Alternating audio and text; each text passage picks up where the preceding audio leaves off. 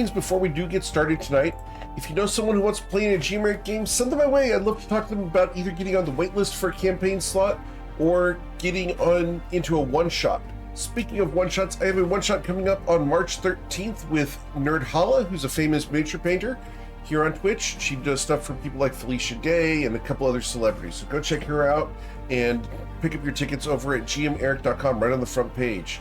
We also have the Patreon over at patreon.com/gmeric. We did a big announcement on there earlier today, and that announcement will not be going public for a while because the Patreon people bought out everything that I had on the product that we announced today. So I completely sold out of the thing we announced. Okay. So thanks for telling us. That'll be coming up soon, so be ready for those. We also have the GM tips and archives over on YouTube. We have the clip contest here in Discord. So if you've got a moment from a session you like, throw a clip in the clip contest channel and you'll be automatically entered for a prize at the end of the month. Lastly, we have the reference site over at toyvoarpg.com, where we've got hundreds of articles for you guys to check out about the campaign setting. All right, guys, we've got a lot to cover today, and we're going to get you guys rolling in it because... That's weird, Eric. Why did I not get an email about the Patreon? The last one I got was from the 25th. I wonder if I'm... I have to go look into this now. You said that. I'm like, I didn't see an email about that. Yeah, it went out earlier today.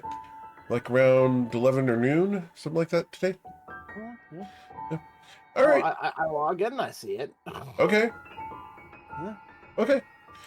All right. Well, you guys are adventuring in the lands of Toyvoa. Specifically, you are out here in Bourbon, where you guys have come seeking a way to reclaim the city for Sweet August Rose as she attempts to reclaim her birthright as a noblewoman of the city. Over the past several years of sessions, you've managed to collect a large number of allies and have brought them all to bear as you have attacked the citadel of Bourbon. After having caused an earthquake that was devastating to the central tower, the tower has fallen, and we find you guys currently engaged with a enormous ooze. Don Ricardo, the leader of Bourbon, has renounced his faith in his god Cateus and rendered the ooze temporarily vulnerable. As we continue the combat today, we are going to begin with Sister Alara the Twisted, the new wife of our Ricard von Karth. As the lich-like woman steps forward, she holds up her hands in an incantation towards the ooze, and she is going to cast a spell. The spell she is going to cast is going to be a Finger of Death. The ooze on the far side there needs to go ahead and make a saving throw here. Unfortunately, Eric closed the window. It's an appropriate spell because she just got married to her card, right. So you know, it's what she's gonna be doing to him later. Well, wow. As God Slime is going to fail its saving throw, it will be afflicted by the Finger of Death and will suffer 7d8 plus 30. So, you roll that here.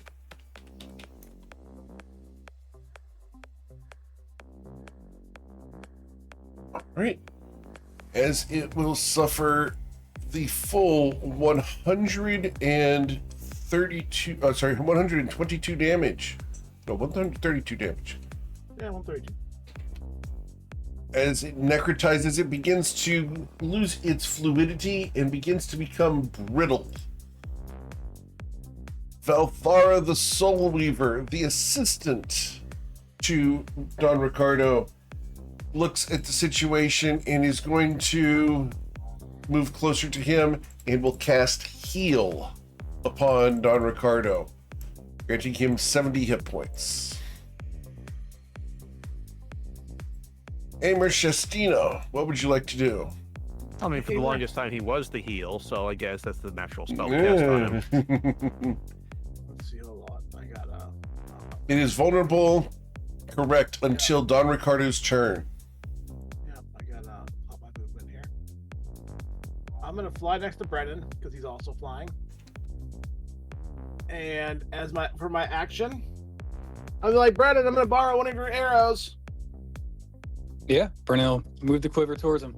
And yeah, I'll just snatch it out for my main action. An arrow slaying. I will, for my bonus action, I will drink a potion of advantage from my belt. And then I will action surge. Okay. And I will fire the arrow of slaying at the ooze. You are going to fire an arrow of slaying at the ooze. Yep. Very well, sir. I'm gonna leave Don Ricardo to to Rose. I think it'd be bad form if I just shot him in the face with an arrow and she has stuff to do. Just throw that out there. Understood.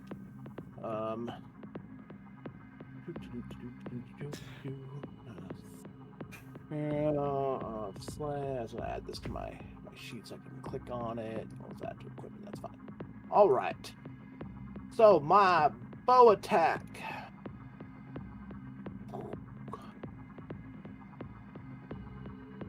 Putting crit, sadly. With 27. 27, you will strike it, sir. All right, so here's my main attack. Will be 29, so that was gonna be what 68 damage, Yes, sir. and then it's 58? 68. No, 58. That's right. You're right. My math's wrong. And then it will be a DC 17 con save, which I'm sure it's gonna make. Yes, sir. Yeah. Suffering Okay. 16 damage. Yeah. Up to 32. Gotcha. Excellent, sir. Anything else? As No, the arrow that's my slaying embeds itself in the ooze, the power of the magical arrow hurts it badly. I'm hoping I crit there, but it'd be like that sometimes. Anything else, Amer? That's my economy. All right. The slime is now going to take a mythic action, Ooh. and it's going to perform a melee strike against someone within range. I only have 2 people within range right now. Does it count as a... Hold on, I gotta read the list. Aberration, Celestial, Elemental, Fae, Fiend, or Undead? No, it is an ooze. Really? It doesn't count as any of those things. Negative. Oh, okay, so it doesn't have disadvantage. All right. I think it may get counted as a monstrosity, but that doesn't cover here. Nope. It counts as an ooze, and we will be attacking Sweet August Rose Prime. Miss Rose, I will perform a God Smite upon thee. And to hit on that would be a 26. Oh, 26 misses. All right. Sorry, I thought I was reading the wisdom save. I have to make a 20 wisdom save, but Only that's if I only strike hit? you. Yeah. Okay. All right. It then becomes the God Slime's turn. We are going to target someone within range and going to try to... Yeah, we're going to try to God's Bane someone. So, we're going to God's Bane. I get 5 of these, so 5d2. All right, number 1 would be Shadow Rose.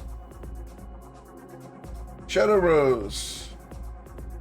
Probably that hits her. A Yeah. 30 to hit her. Yep. Will be 29 piercing damage and 28 acid. Add that together, and that's 60. No, it's 57. 57. 57. Yeah, I I could- made that math mistake earlier. I cannot do math. Same. Oof. Yeah. She can't take another hit like that. Okay. Sweet August Rose Prime. It will try to ooze upon you. A 19 will miss you. I then attempt Shadow Rose again. A 19 to strike her, I believe, fails. That misses her. Yeah. The fourth attack would be against Shadow Rose as well. You need to put her in a bag of holding.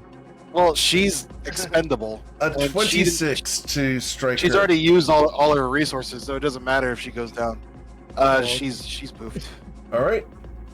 So, Off she goes as you are now shadowless. Rose's shadow. She poofs and then returns to Rose's feet as a normal shadow again. Right. Yeah. And then I will strike Sweet August Rose. Miss Rose, a 19 to strike you. That misses. Oh, he really rolled that. Wow, 3 times. Yep. And then it's going to move. And we are going to move up to the 20 feet here. And we're going to move very carefully. 10, 15, It's going around me? 20. It is not touching you. It has standards. All right. I would take that as an insult, Rose. That's. I mean, All right. Well, then that's actually really good. You don't even have to blast it back. I can just move between all of you guys, and it won't just wash over us. so, Eric, do we know? I mean, we don't know a lot about this thing. We have any idea what plane of existence it's from, or is it from this plane of existence, or? I'm welcome for you to tell me how you would know that. I don't know. Study it in a book somewhere. Something about oozes. Not this thing. Ooze god. Ooze gods. Yeah.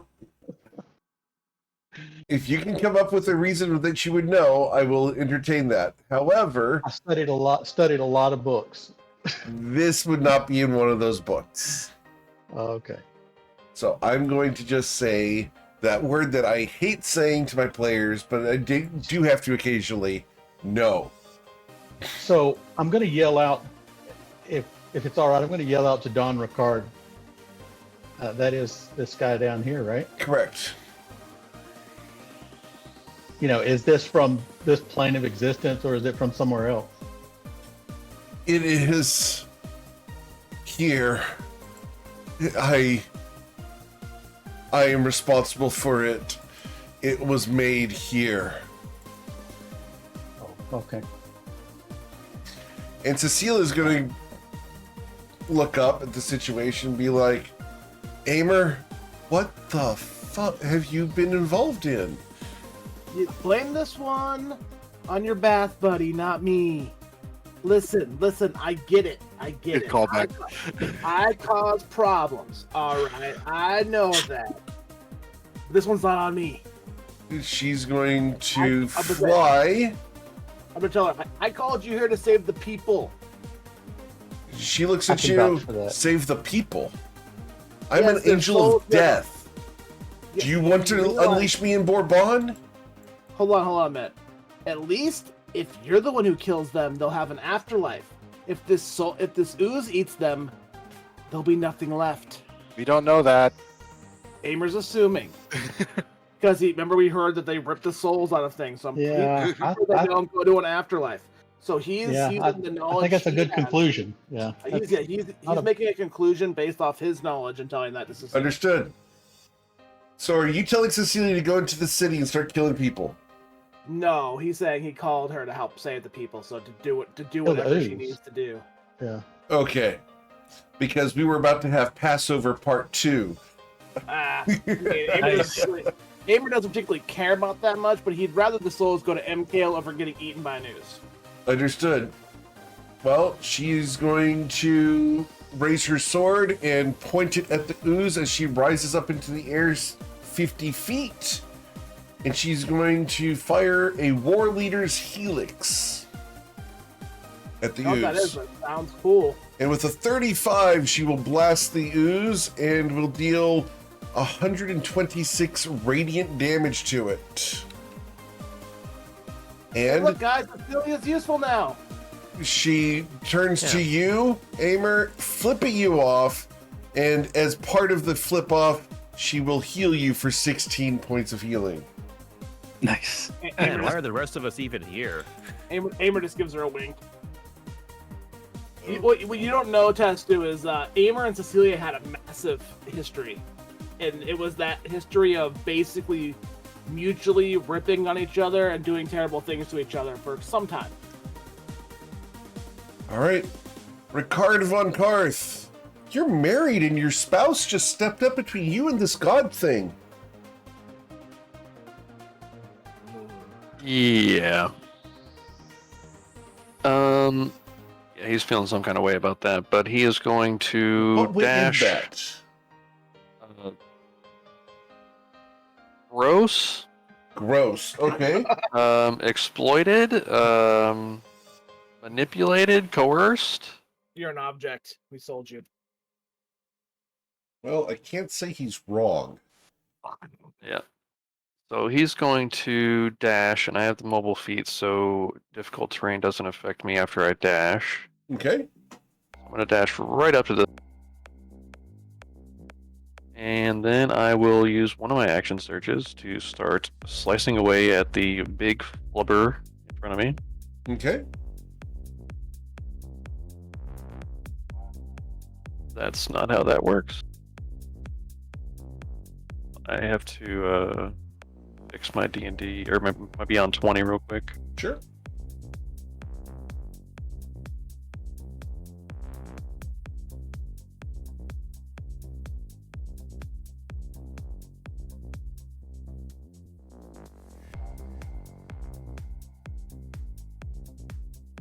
Actually, I don't know why it's not working.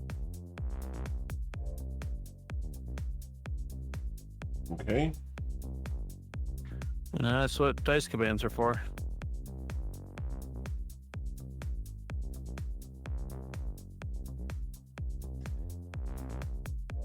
And you've clicked on features and traits.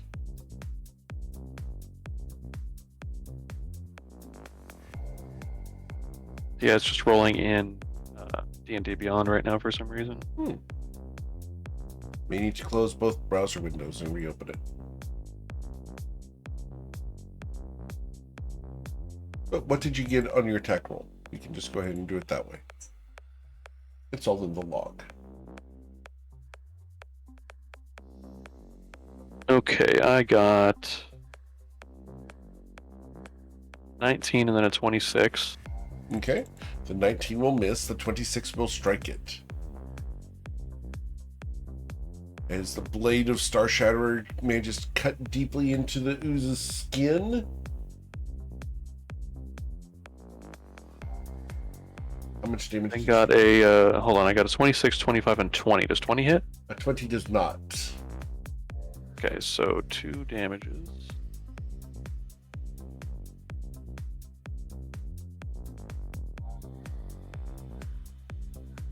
This is cumbersome. 16 and then 12. All right. So that would be a total of 28 doubled to 56. Okay, then I'm going to action surge again to start swinging again. A second action surge. Okay. This one crit. This First one. attack crits. Uh-oh. That's not good.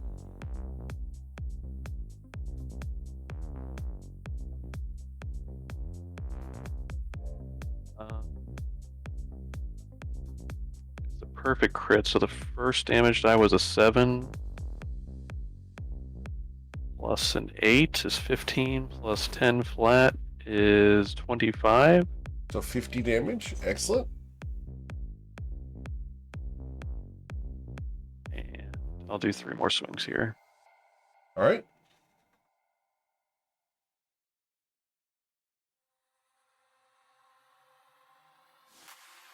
I got a 32, 24, and 18, so Okay. only 2 hit, I think. Yes, sir.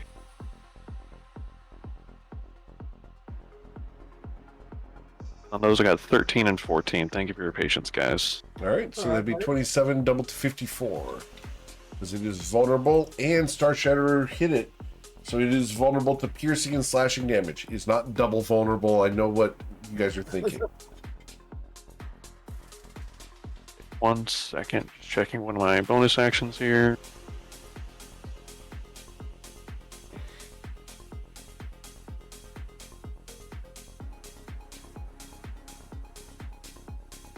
Okay, that is it for my turn. Okay. Then we go to Malachi, the chosen of the 6 gods. He is going to look at the situation and shout out, for Bourbon, for those who defend Toivoa, be enriched and encouraged. And he is going to grant everyone advantage on their next attack roll or saving throw. Nice. So everyone who's friendly will gain advantage on their next attack roll or saving throw. Testudinidae, what would you like to do? Would I qualify as friendly or just very aggressively tolerating? He'll count you as friendly. Now, Testudinidae hovering a bit off the ground, seeing the about to be scattered party rushing for this ooze, is going to dash forward. Okay. So I can get Ricard, Von Splat, and the aura. Okay. I think we're at 26 for temp HP. Awesome. Thank you. Well, it's when he ends his turn, right? Yeah, Yeah, it's ends whenever his I am my turn. Yeah. Yeah. Considering I had to break you out of first seduction and now bleeding everywhere. That's all I can do. Done. Okay. Don Ricardo Cervantes is going to yell at you all, get away from it! Flee! And he is going to step feebly forward to there. And he's going to grovel before the thing. Stop this! Please, stop this! This is our city. Please. Echo Rex, what would you like to do? Echo's going to move 30 feet to here. He's going to hit it with an Eldritch Blast. Okay.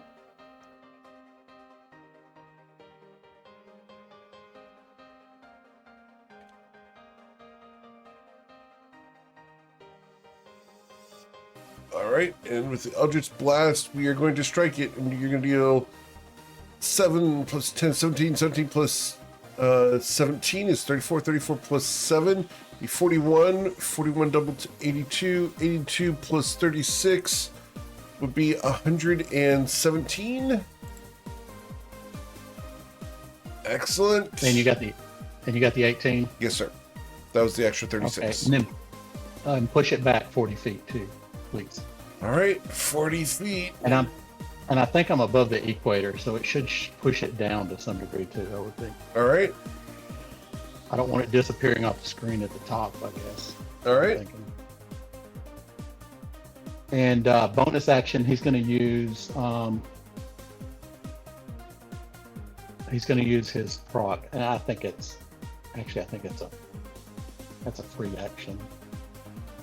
So he's going to gain 2 spell levels back. They'll be first level spells, and then as a bonus action, he's going to convert a 5th level spell slot into spell points, and he's done. Okay. Sweet August Rose. All right. She is going to move forward, leaping from rock to rock, and then leap up and attack it. She will once again try to draw Valerian. Is he still refusing to come out? He refuses to come out. She is going to. Okay, at this point, she's actually going to snarl. Are you a paladin of MLO Ammo? Or are you just some childish boy who wants revenge. This thing is threatening the entire city. Roll persuasion check. You say that out loud or just in your mind? No, she said it out loud. I mean, at this point, there's subtlety is. Who's that directed at? My brother. The Oh, sword. Valerian. Yeah. So it's a 28. Wow. All right. So,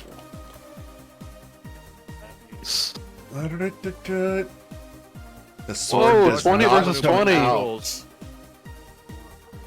I'm sorry, sir. Wow. Amer just shouts, "Don't worry, he's the spoiled little man-child. He'll come out of his pouty face eventually." Well, I mean, she'll just attack with Cass. She is very disappointed in her brother, but what else is new? So she is going to What else is Like the new? Hulk and Bruce Banner. Well, screw you attack then. with I'll do it Cass. all by myself. 30, and then that goes up. And then she's going to attack again. This doesn't have advantage, right? Is it? It was just the first attack. Correct. Okay, so this one doesn't. Actually, no, they don't have advantage, but you do gain. It is vulnerable. So because Well, the yeah, Star yeah. Shadow- No, I was talking about Mordecai's Right. giving everybody advantage. Yeah. Oh, it's still vulnerable. because of Star Shatterer.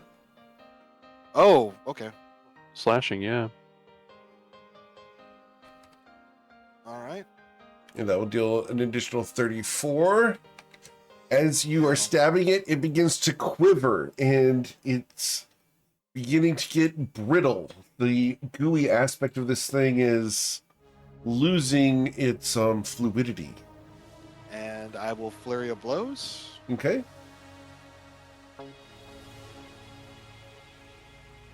Give me that crit. The 33 will hit. I'm pressing the button, but nothing's happening for some reason. All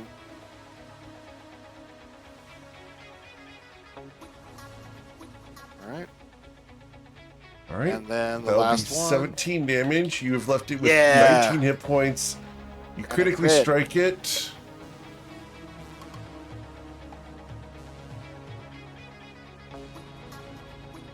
And you dealt 13 damage, leaving it with 6 health.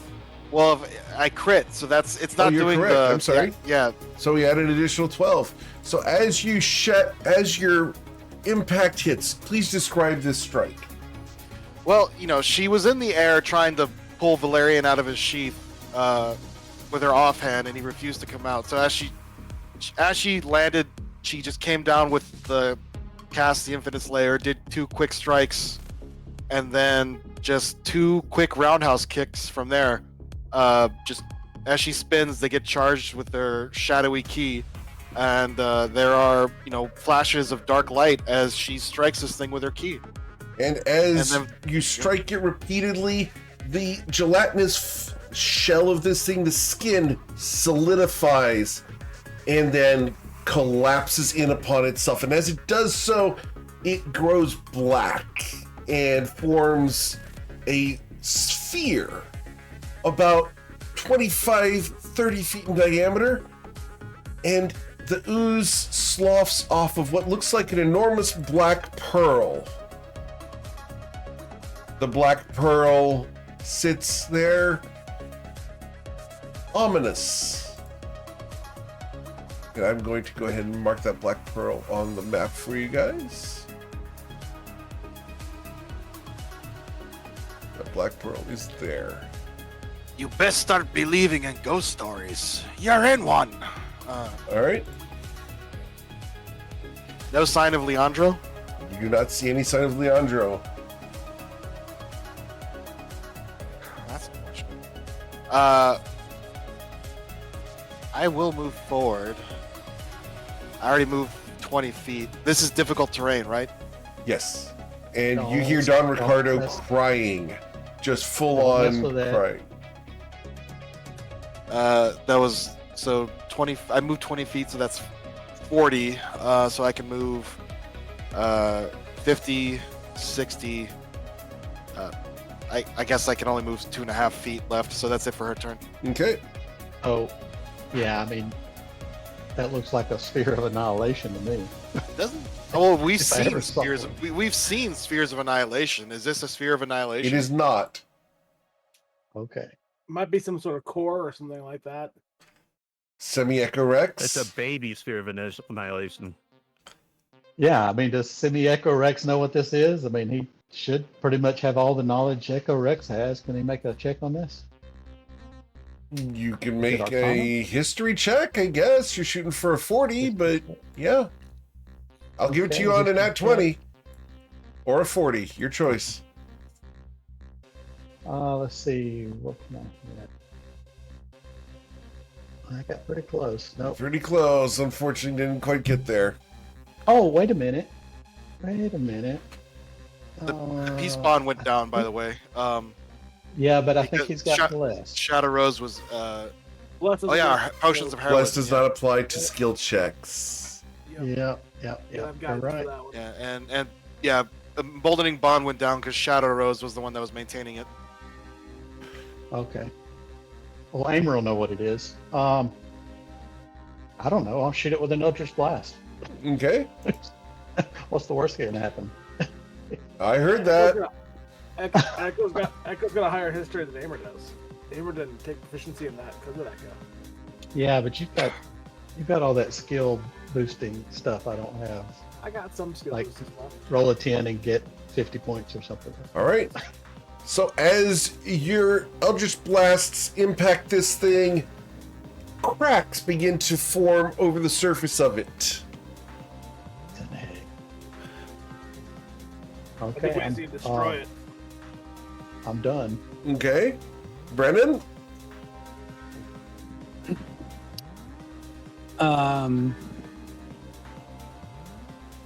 Yeah, so Brendan would have seen Echo attack it, and so he's gonna do that too. He'll move closer. Okay. He's flying, so he doesn't have to deal the train. Stay right there on the edge. And so he's gonna continue with the oath bow. I don't know if it's gonna work because this might not be the same thing that it was before. Oh, And that's a he's- good point. Yeah, but that's what he has out. He's not gonna drop it and pull out, snake bite. So he'll keep using that, and he's just gonna shoot 2 regular arrows at it. Okay.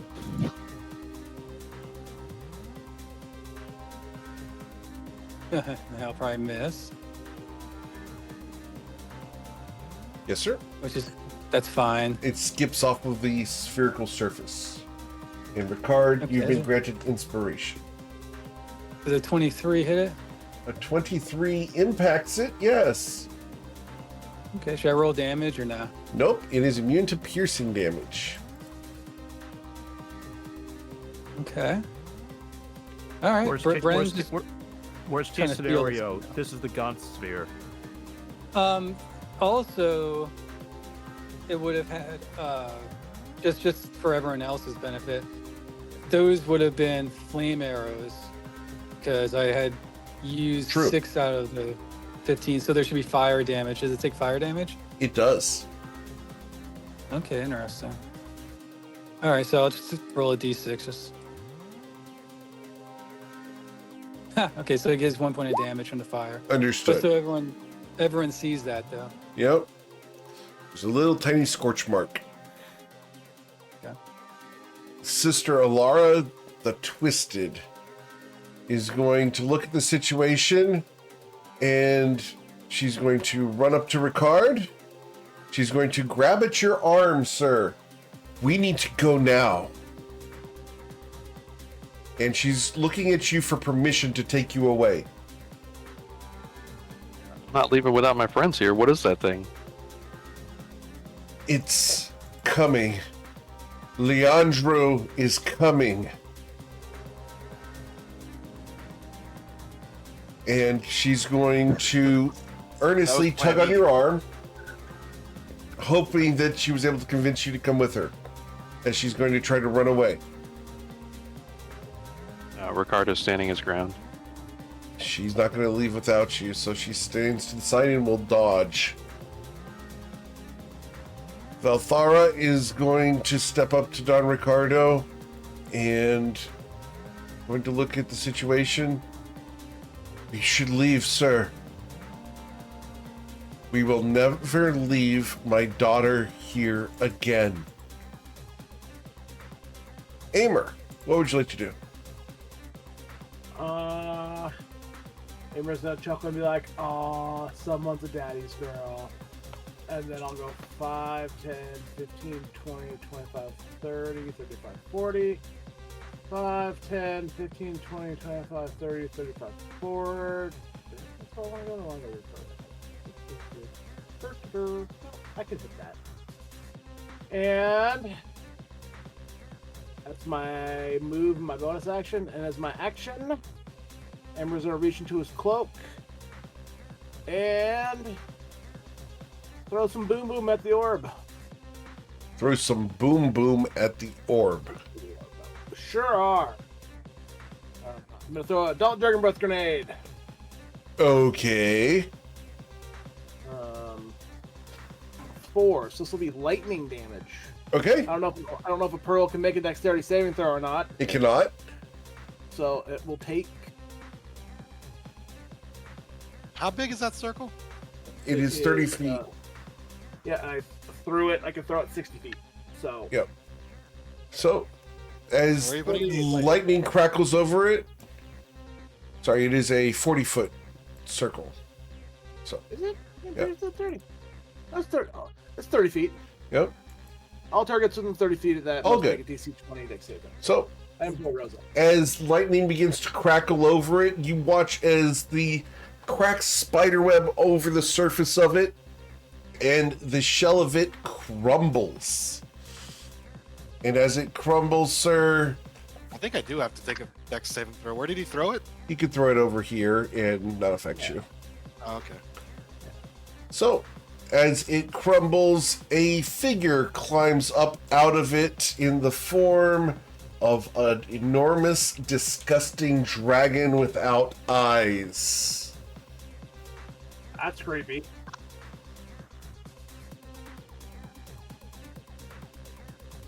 So, Aimer, Cast familiar on it. Amer ends his turn, that's all my economy. He goes, huh, that's creepy. all right. And I will roll a new initiative here It's not as big as it used to be. at a 20. The spawn of Cateus will be acting. Still Not pretty really big. creepy. All right, Aimer, if that's it for you. I mean, I don't have any other economy to do anything else, so, you know. All right. So at the end of your turn, it will use the first of its mythic actions, which it will perform at the end of every turn. Oh, I wish we would have took a long rest. And it will move towards the closest person, which is Sweet August Rose. And I am going to bite down upon Sweet August Rose. With a 24 to bite you, Sweet August Rose. I don't believe a 24 strikes you. Oh, no, it does not. Also, does it count as... It does. This is now a celestial. so it has disadvantage. Because I Very still well. have my, whatchamacallit, Protection of Good and Evil up. Cool. All right. Then we go to Cecilia Credence, who is going to look at it and fly. She's going to fly her 80 feet over to here. And is going to look at Aimer. Aimer, you asshole. Deal with this. And she's going to grant you the ability to take your reaction, Aimer, to make one attack roll. Well, I guess I'm shooting an arrow because I'm kind of far away. So, longbow, regular attack. Let's see. Go on, big money, big money, big money. No whammy, no whammy, no whammy. Stop. No, it's whammy. A 17. Your arrow goes sailing into the distance. I really gotta practice this thing. All right. At the end of Cecilia's turn, I'm going to claw at Sweet August Rose with a natural 1. 35. Oh, 20. Yeah. Thank God for disadvantage. I forgot. Yeah, that misses. Ricard von Karth. Ricard is going to point his sword at the creature. His sword still has 4 bagels on it, by the way. And he's going to turn to Alara and say, "See, we still have beasts to slay. You're not like the Alara I remember. The Alara I remember would want an exciting end to her story." We're going to have a dull end to our story if we stay here, husband. Seems pretty exciting to me. He's going to move 20 feet forward with his 45 feet of movement. And he's going to chuck some bagels at this thing. Okay. Bagel versus Godspawn. Commence! It's a crit bagel. Not a crit. I believe bad he this doesn't have- classifies as an everything bagel. Too bad he doesn't have Crusher. Oh wait, no, it's piercing. It's a piercing bagel. No, it's not supposed to be a piercing bagel. No, that's good. just the improv weapon I had set up. That is going to be a 13 points of damage to this entity. Bludgeoning Okay. damage, I guess. Yeah. And Good to then know. for my bonus action, I will chug a potion of invulnerability. Okay. As you drink that, you get 1 minute where you are resistant to all damage. Yep, that's it for my turn. That's it for your turn. I will take another mythic action, and we are going to use another claw upon Sweet August Rose. With a 36. 36. That hits. You are going to suffer 27 slashing damage, and you are grappled. And I also suffer 13? 14, and I take 13 of it. Okay. Oh, I have to heal 13. Okay. All right. Still taking half your damage. Oh, I lost my 10 hit points. Boo. All right. So it then becomes its turn. We are going to start by using the mythic bonus action. And as it lifts Sweet August Rose up into the air inside of this dismal claw, the claws are wrapped around you. You can feel the steel-like protrusions of these nails press against you. It holds you up to its eyes and then throws. And as it winds up and tries to throw you, an opening in reality tears in the middle of the sky. I need you to roll a charisma saving throw as the dragon attempts to hurl you through nothingness. It's gonna yeet me. This is... Yep. It's going to eat the very concept of you. You are going to be sent into the void. Wow, 25. Shit, I might not be able to make that. There's a good chance If I don't you fail make this, you will be banished to the nothingness and appear Oh, no, I'm at the fine. start of its next turn. As you resist it, you are thrown away from it. Oh, that's him, not you. We're going to throw you away from it, and we get to throw you 60 feet, so you will end up there. Whee! So that's my So- bonus action on someone who I had grappled. All right. Well, is it 60 feet like up into the air, or is it just back 60 feet? It's 60 feet along the ground. Yeah. Okay. You go right, tumbling so, through the rocks. I just imagine that portal tears open and Rose goes through it, but her key hardens her and she shatters it as she flies through it and skids to a stop over here. Now, unfortunately, out of punching range. And yeah, what else is it gonna do?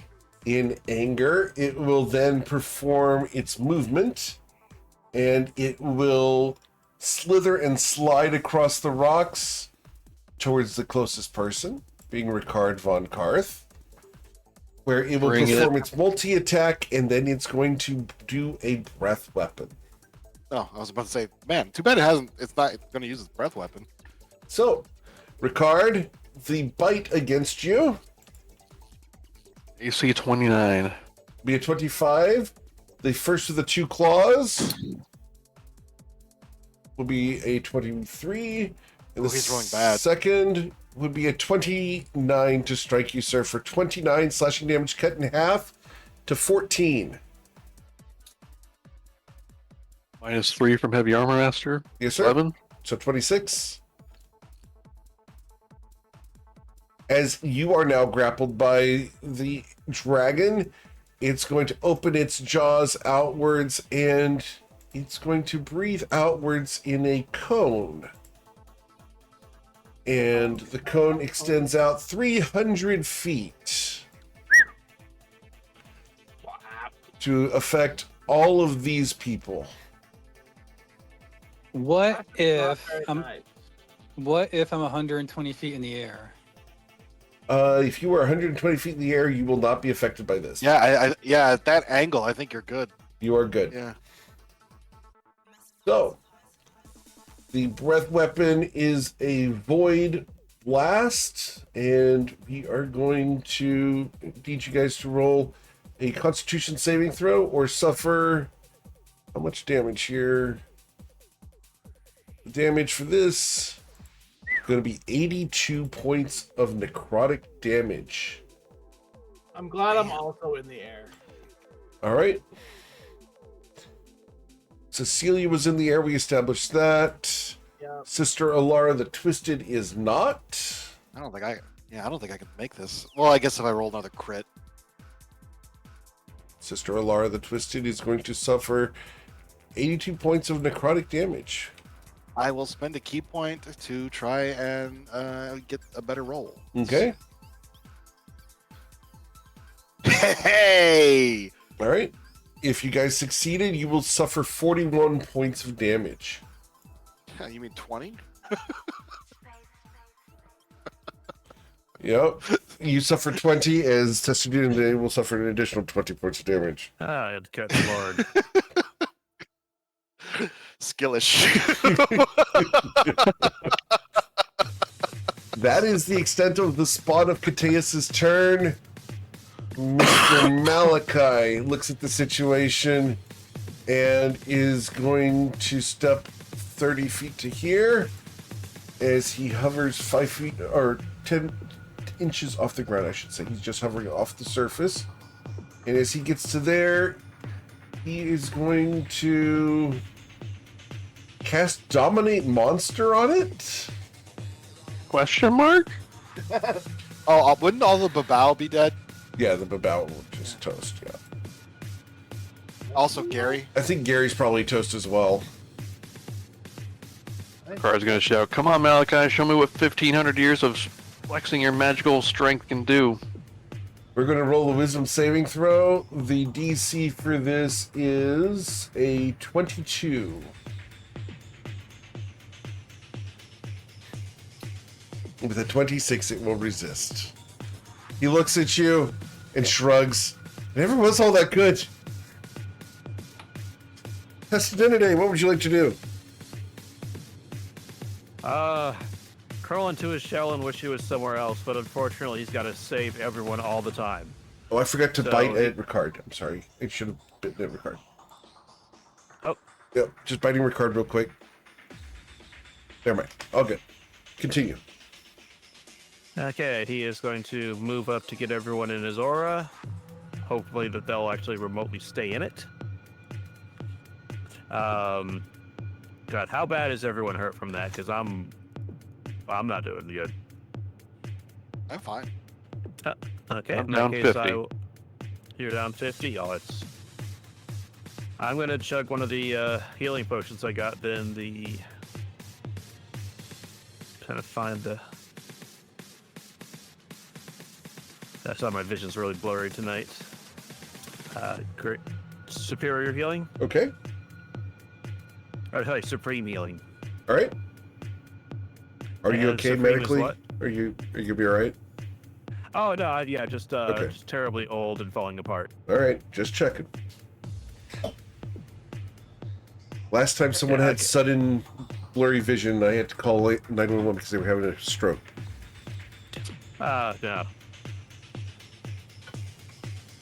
How is Jim doing, by the way? Good. Oh, what is the dice for supreme? Was it something D8? I'm sorry. Should be I'm trying to 10d4 remember. plus 20, I believe. 10d4 plus 20 exactly. Do you think about using that as an advertisement? You know, your games are Oops, I so did that one exciting wrong. that it gives people heart attacks. I have not, but I have thought about it.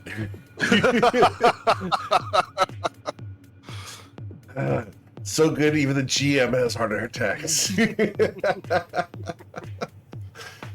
And potions are a bonus action, correct? Off the boat? Yes. Yes. But you know what? I haven't got a chance to really whack it, so I am going to hit it with a Toll the Dead.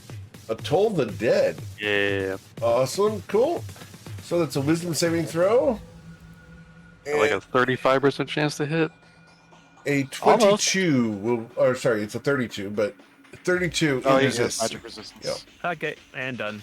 All right, after Test Dinner Day, we go to Don Ricardo. And Don Ricardo is going to attempt to persuade the dragon to stop, as he's going to move 15 feet forward and entreaty the dragon. The persuasion check will be a 27, and the dragon is going to try to resist this. With a 24, it pauses. It will not take any mythic actions this turn, as Don Ricardo looks up at the dragon, and goes, "My son, stop this. This is not you." Echorex, what would you do?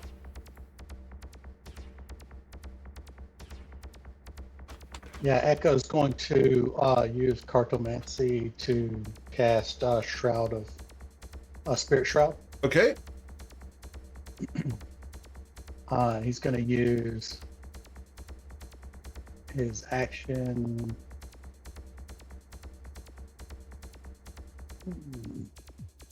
Man, as far as he can get. I think he's going to dash to about right here. And he's done. Okay. Then we go to Sweet August Rose. She is gonna. Yeah, I'm sorry. This is difficult terrain, right? Yes. Ugh, annoying. 5. How far is that? Oh, I can make it still. Is right here Yes. in melee range, Adjacent. or do I have to Yes. move right? Yeah. Okay. So she is going to move right there. She is going to just say, "Leandro, can you hear me?" The head of the dragon turns to face you. Its eyes, the eye sockets where the eyes once were, flare with darkness and hate. Leandro, it's not too late. Is this really what you want?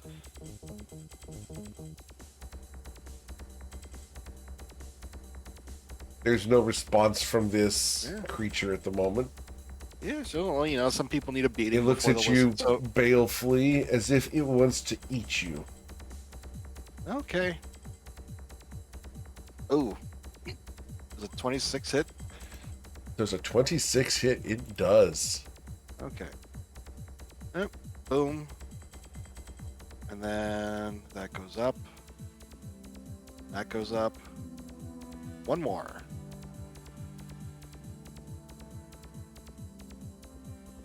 Man, No, Rose, he 14 was trying to talk it into stopping, and then you hit it. Yep. Oh yeah, because it doesn't seem intent on stopping. And now that you have struck it, it will begin taking actions again. I mean, it wasn't taking mythic actions Correct. before. It will be taking mythic actions once again now. Yeah. I told you thusly. I so told you thusly. Now a flurry of blows. And one more. Those hit. Yes, sir. All right. Dealing 26 points of damage. How do you do this? I mean, she's just doing the same thing since her brother will not come out of the sword, which she's still mad about. She is going to she's just running along its side near Ricard and slashing at, I guess, its front right leg. Mhm. If that's what we're imagining it facing us. Sure. Yeah, and she just leaps up, cuts its wing a little bit, and then just strikes it with a couple kicks in midair before she lands. All right. Those solid hits manage to anger it from its reprieve, and it's going to go ahead and make a claw attack at you, Sweet August Rose, as a mythic action. A 25 to strike you. Not even close. All right. Semi-Echo. Did Semi-Echo survive the Void Blast? He's got 1 hit point. I thought he was toast. I did the subtraction and it 1 hit point. Okay. Okay. Well, he better. Can he nuke himself? Yeah, I thought about that. You know, he doesn't. If he had a duplicate rod, he would run up with the rod and blow it up. But no. Yeah, I think he's going to. We're going to act as if he's going to live. Yeah, so I'm going to Eldritch Blast. Okay. And you will hit it once, twice, and 3 times for a total of 18 plus 15. So that's going to be 32 points of damage, or 33 points of damage. Yeah, and we're going to push it back 30 feet. All right. And it's going to take Ricard with it. And instead of, yeah, I could hit it again, but Should be instead of doing distracted. that, I need to convert spells, a couple of spell slots into spells points. Okay. So I'm done. Cool. So normally, whenever something has something grappled and they're forcibly moved, the grapple breaks. But does he have something? Yeah, he's Stops that? Okay. Yeah, he's Just got checking. a Just special checking. thing. Yep. All right. At the end of Semi-Echo's turn, we are going to slap you with a tail, Ricard. I'll just right over the top. Just A bing. 25. Just scrapes off the armor. All right, Brennan. You still got a potion of invulnerability, right? It's active. Sir. Yeah, I've already used it, and I've still got 3 supreme healing potions on me, so I should be fine. All right. Brennan is flying like a celestial himself, but he's going to move back a little bit. And he didn't get hit by damage, but would he? So the breath weapon was necrotic, correct? Yes, sir. Or is that not right? Would he be able to identify that or no? Yes. So, in that case, just to be safe, Brennan's going to use his action to take a potion of necrotic resistance. Okay. And he's going to, he still has his oath bow out. So he's going to try to attack this guy with the oath bow, and he's going to use more arrows of slaying. Okay. See what happens.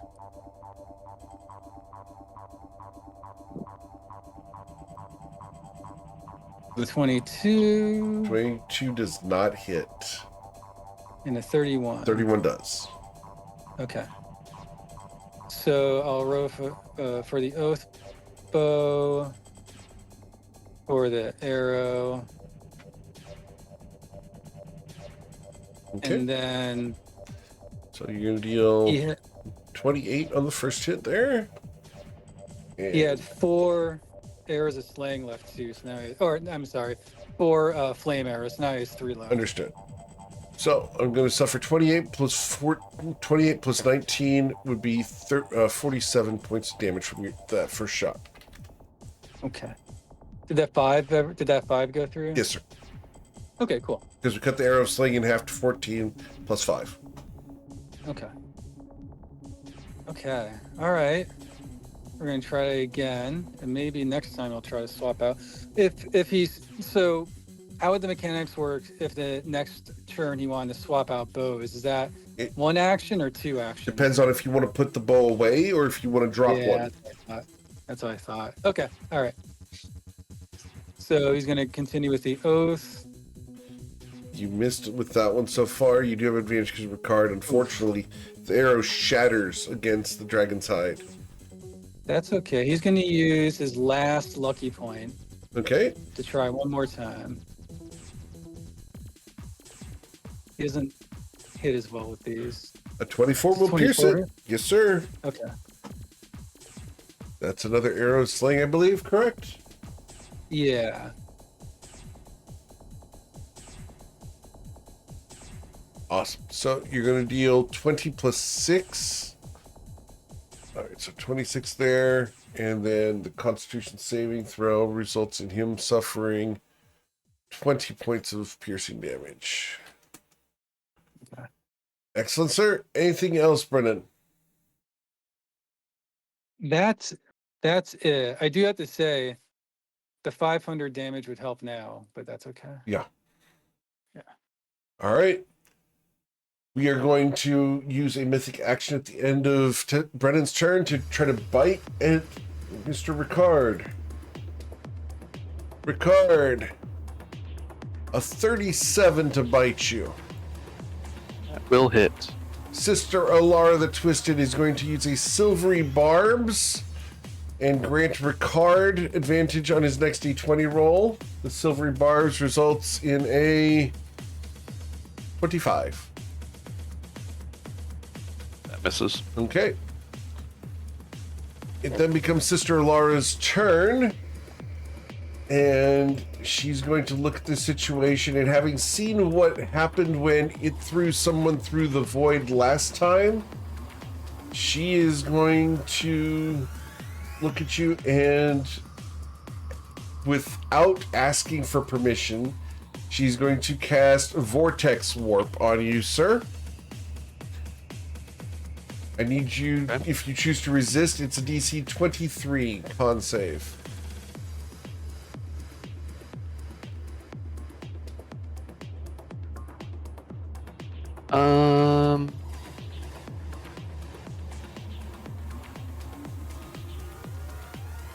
I think that I won't resist. Okay. So you are vortex warped and will be placed on the back side of the dragon there. Yes, very nice. Hey, what a supportive wife. Thanks, babe. Shoots her a wink. Be open-minded. She is going to then run in this direction, trying to get out of the breath weapons cone. All right, Valthara, the Soul Weaver, is going to run up on Don Ricardo and is going to cast another heal on him, healing him for 70 hit points. And then that's going to be the end of her turn. Aimer. Gamer will. I'm going to move and use my movement and my action to double dash. I'm at 90 feet right here, 90 feet up in the air. Okay. On the side of him.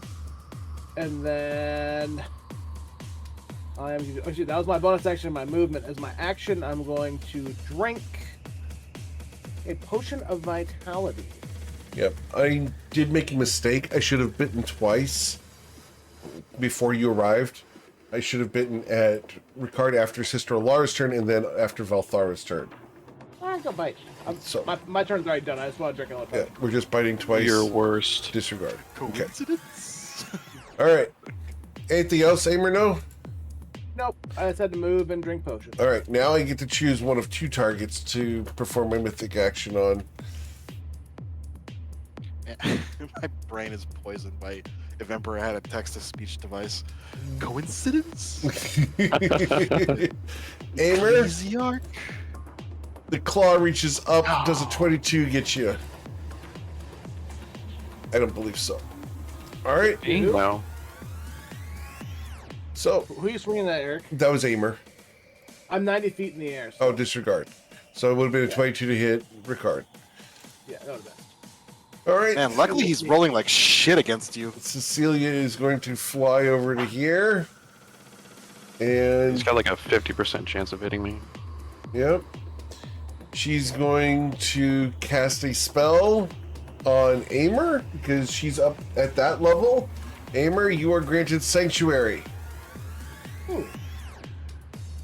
And Cecilia is then going to fire a Helix Bolt at the dragon. And with the 21, it splashes off ineffectively. And because it splashed off ineffectively, I don't get to heal anyone. Ricard von Karth, at the end of her turn, the spawn of Cateus here is going to try to bite at you. A 25 to bite you, sir. That misses. All right, it is your turn, sir. Okay, point of order. Has it been an hour since we started the Citadel incursion here? No. Okay, so I do still have freedom of movement. But I don't need it right now. What I'm going to do is use my attack action and use the first attack to try to grapple him by climbing onto him. Okay, you're going to try to grapple him? Yeah, there's the climb onto bigger creature action option. Right. Okay, you're not going to reduce his speed to 0, but you could technically grab hold of him. Yeah, like I can climb onto him Right. if you use this rule. Sure, you can Oh, do that's that. a new rule, isn't it? No, it's, Yeah, No, it's an action it's an old option. one. Yeah. Yeah, It's from the DM's guide, I think. page Yeah, it is. 271. All right, so you're going to try to grab onto him and climb him. All right, he's going to try to shake Yeah. you off. It's contested by his acrobatics. Yep, so you got to be a 15, sir. Easily. Hell yeah. Okay, so I have climbed onto him. I'm just gonna get like right in the middle here, Sure. and I am going to start slashing away. All right, Is that a 2024 rule or 2014? 14. 2014. Yeah, it's Oh in wow, the. I've never seen that one. That's funny. Well, this is not the first time. Ricard did it Who's that before? last year, actually. Yep, he did it in Shalosh. All right, so you're going to deal 16 plus 17 would be 33 plus 12, right? So Yes, 45 yeah. points of damage as you slash and hack at this thing. He's Blood just pours riding him out like a bull black. now. He's like, Monty, hold on. Galar, isn't this exciting? Okay, bonus action. Second wind, and that's it for my turn. Okay. At the end of your turn, I will attempt to smack you with a tail. And if you get struck, you're going to need to make a strength saving throw or be knocked off. Never mind, Ooh. sir. Humbug. Double natural ones on my tail strike on the mythic action. Okay. So, it's going to bite at the one... Oh, goodness, you're riding on top of him right now. All right. Sir, he needs to break the grapple with an action if he wants, or Wants to get rid of you, right? Okay. Let's see here. We are going to start by trying to recharge the breath weapon, which we get back on a 4 through 6.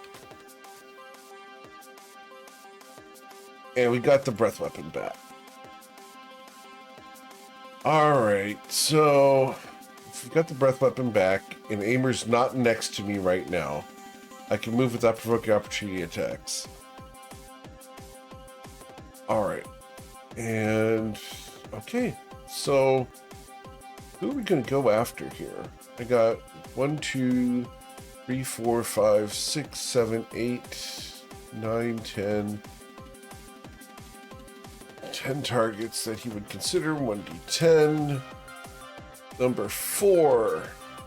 1, 2, 3, 4. It would be Sweet August Rose, and that makes a lot of sense. It does. Alright, so we're going to move up to you, Sweet August Rose. And we are going to direct our breath weapon directly at you. And because we're doing it directly at you, we're going to blast directly at you, affecting those people.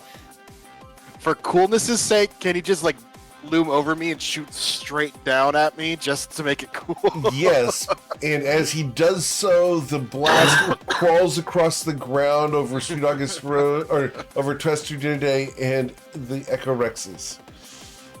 Trying to spare the mages.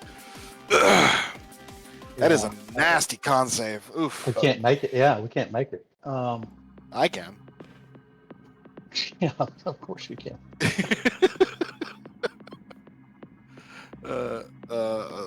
Mike, well, there's a very statistically probable chance I don't make it. I have to roll really well.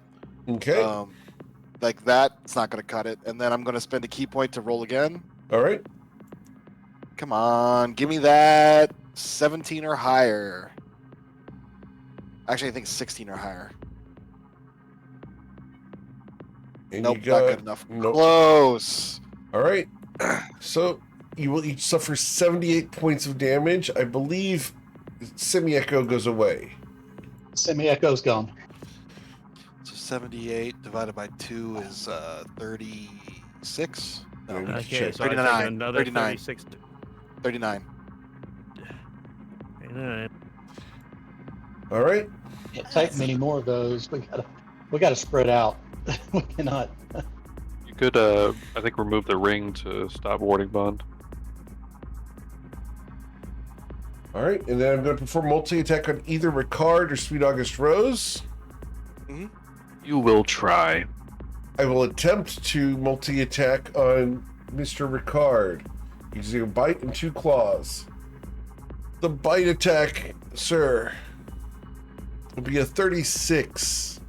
Didn't open my mouth. Sister Alara got her reaction back and is going to use a silvery barbs to cause him to re-roll, granting Yeah. Ricard advantage on his next D20 roll. Ricardo's like diva. Yeah, pocket healer. Yeah, I know. Yeah, exactly. Hell yeah. The silvery I barbs am results unstoppable. will be a 21 to strike you, Ricard.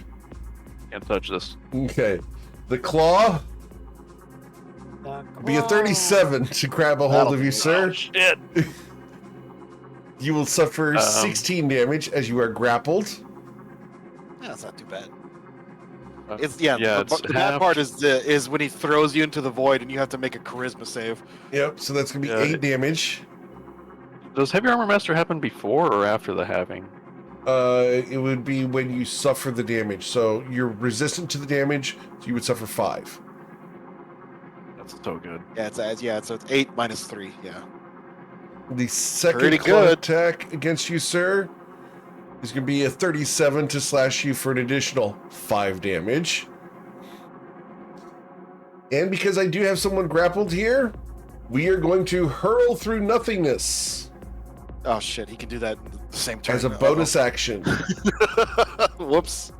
As Well- reality tears open, the blackness of nothing appears before you, Ricard, as I attempt to throw you into nothingness.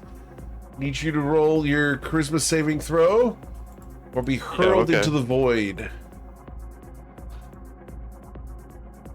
I guess with Bless, I might have been able to make it actually, but I did not. All right, so Ricard, you fly into this portal. Wait. Which, yes?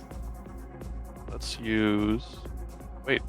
Okay, so that would be Silvery Barb's advantage. Yep. That one. I'm going to use Heroic Inspiration to try again. Okay. We're going to consume the inspiration. Oh right, inspiration. Okay. No luck. Please continue. All right. As the portal snaps closed on you, you will suffer the 25 psychic damage because you're potion of resistance, of invulnerability. And you have gone missing until the start of the Spawn of Cateus' next turn. Okay, so Ricard is in some kind of black nothingness again. You are in the black nothingness and have been he's granted just like- inspiration, sir. Shit. Not again. Kind of nice, you know? You alone. Yeah, I just get a little breather. All right. Malachi looks distraught at the situation. And he won't finish that because Eric doesn't want to. But he's going to look at the situation and he's going to... Goodness, what's he going to do? He's going to cast a spell. He's going to cast Gate. And he's going to send the gate from here to where Ricard is and call for Ricard to come through the gate. Oh, just a gate appears next to me in the nothingness, and he's right there. Yep. Yeah, I'll hold out my hand. He pulls you through. All right. Test your dinner day. Oh, I need to bite at Sweet August Rose. So, biting at Sweet August Rose. Misses. Miss. Goodness 22. But gracious. while he's doing that, she's gonna just say, "Leandro, it's not worth it." And that's just, Yeah. it's out of turn to her Yep. speaking. But yeah. Test your dinner day. Oh boy. So Tessadin's looking bad, but everyone else seems to be doing fine. God, I'm trying to measure this out because I think we're gonna have to use mass heal. Ooh, that'd be huge. Oh my goodness. So we'll do this sequentially. So Tessadin is going to raise up his hands, and just a brilliant moonbeam rains down on him, casting mass heal. All right. That does not affect Aimer, I don't believe. Correct. But English is fine. He doesn't have. He's not missing anything. He's fine. All right. So, I will ask, who do you want to allocate 700 hit points to? Wasn't it 600? Is it 700. It's 700, yeah. Oh gosh. Okay, yeah. Well, first off, I'm going to be taking a lot of it. Okay. How much?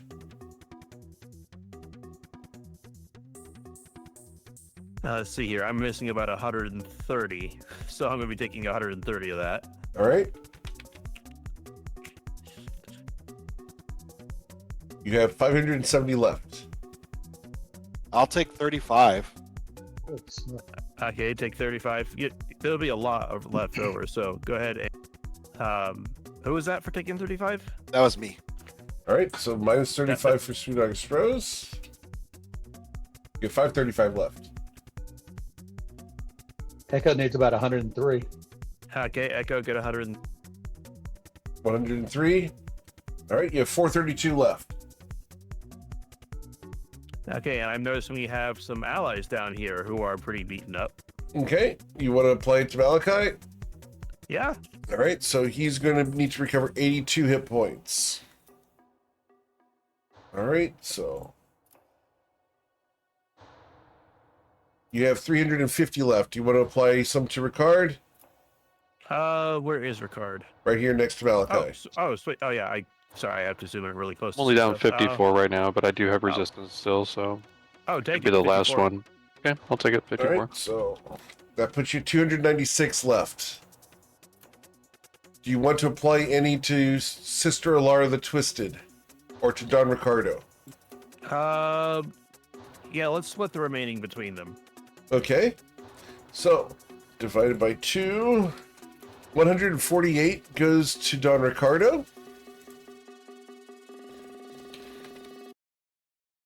And Sister Alara the Twisted will suffer 148 points of damage.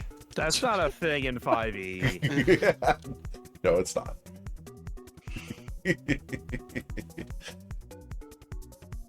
So, Yeah, That was a very- huge heal test, dude. Very nice, dude. Yeah, although I'm curious why you said Gary went away. He had more than enough hit points to Oh, take did he? that hit. Okay. I asked if he did. Oh, no, you just said, and Gary goes Oh, away. I'm sorry. That- My mistake. That was a huge, that was a huge heal. Yeah, that's 700 hit points healed as you consume the whole thing, sir. We'll just Yeah, let I'm gonna Gary off the remember board that. for now then. Do you want Gary off the board or not? If he survived, that's well- fine. No, we'll just leave him off for now. It's done. All right. Yeah, that's and test two. Oof, boy, I don't want to move closer, but I want to get everyone in the aura. You know what? I think Sister Yeah, just Alara is don't fine. stack. I'm gonna. Yeah, don't stack up. Yeah, we don't want to stack up, so I want to. This is. There we go. There we go. Remember, it's difficult terrain. Yeah, it's I'm fine. flying. Yeah, he's flying. Oh, he's flying. That's right. Okay. Okay, and done. Oof. That was a big heal. That was clutch. We're gonna use. I was getting close to being total soup there. Yeah. Well, we'll see And how. then regains his 26 temp HP. Yes, sir. Miss Rose, a 37 to grab a hold of you. 22. 22. Because I have Shield Protection. of Good and Evil. Good. Protection of Good and Evil. Yeah. Cool. Don Ricardo down here. He's going to look up at the dragon and he's going to. Goodness. He's going to cast Calm Emotions. And the dragon's going to need to make a wisdom saving throw. Not sweet emotions, Eric. Nope. So, Don Ricardo's Calm Emotions did not work. The dragon will then claw at Sweet August Rose again. A 24 to strike you. Nope. All right. In Testu's thingy, I have 30 AC. For the record, guys, he's got plus 19 to hit here. It should not be this You hard have to been hit. not rolling with No. on him. But yeah, you are rolling really The bad. dice are just telling a story is what's going on. Yeah. All right. Yeah, Echo Rex. He has a like 50% chance of hitting me. Oh Yeah. well, no, because he has disadvantage. So, Right. but that's the big thing. It's but, 45, but yeah. Yeah. There we go. I'm gonna hit him with. If I hit him with magic missiles, the Spirit Shroud does not kick in, does it? Spirit Shroud requires an attack roll, I believe. Okay. Doesn't it? I think so. Yeah. Yep. Well, that's a correct answer. I was just gonna see if you give it to me. Yeah. You know. Gotta try. I know. Well, the Whistling, Gotta try to the catch Whistling the Birds GM. puts out Whistling Birds puts out 42 magic missiles. So you stack Spirit Shroud on top of that, it's something like 400 hit points. So I'm just gonna do Eldritch Blast. Okay. But remember, the weakness of Spirit Shroud is you have to still be within 10 feet, so you put yourself at risk. I am within 10 feet. Yeah, I'm just saying in Yeah. general, like, you're taking the risk even with that. Yep. Oh yeah, that's right. That's All right. So and I should have advantage on these. yes, sir. So we're gonna deal 9 plus 10 is 19. 19 plus 14 is 33. 43 points of damage there. Plus 64 for the Spirit Shroud. Yes, sir. And I want to push him back 30 feet. You're gonna push him back 30 feet. All right. And I am not I'm grappling. sorry, 40. 40 feet? I'm sorry. Okay, 40 Yeah. feet. Oomph. That's... Aimer, this thing looks up at you like a morsel. Aimer kind of gives that evil grin of his and just looks down and at him as if he's the monster. All right, Echo Rex, anything else? Yeah, Misty Step to here, and he's done. All right. Miss Rose. Rose is. Oh shit! It's really far away. God damn. Yeah, Echo likes to, move things around. I actually can't reach that by moving, but that's fine because I was gonna do this anyway. She is going to shadow step onto its snoot, like right there behind, behind its horn. Okay, So I guess like right here. sure. And she's just gonna be, crouching down because he's moving around a lot. She's gonna be looking into its eye holes. I'm assuming that's Yep. where it's looking out of. And she's just gonna say, "Leandro, please look at everything that you have wrought. Is this what you want? What has all of this gotten you? Nothing." Okay. And she, if he still doesn't react, is he just not He is reacting? actively hostile towards you, specifically All right. you. And then she is going to say, "I didn't want to do this, but I know where audio is." Oh, roll a persuasion or deception. Do you really know where audio is? Yeah, I do, because I checked. Okay. Do I get any You know what? No, I don't All right, know. let's- Tell me. Yes. All right, so you're going to say you know where audio is. And I am going to add my bardic inspiration from Chio. Oh, we're Yeah. going to do the D12 from 2 years ago? Yeah, I have never used it. Aimer still has his too. So I am going to use that. I swear to God, if this is a 1, I'm going to be very upset. And I will laugh. All right. The dragon looks at you and furrows its brow. And it's she's just gonna say- sated for a moment. Let go, let go, Leandro. There are things in this life worth more than just this emptiness. Oh, man. And the dragon is... I have to do this. The dragon is going to shrink.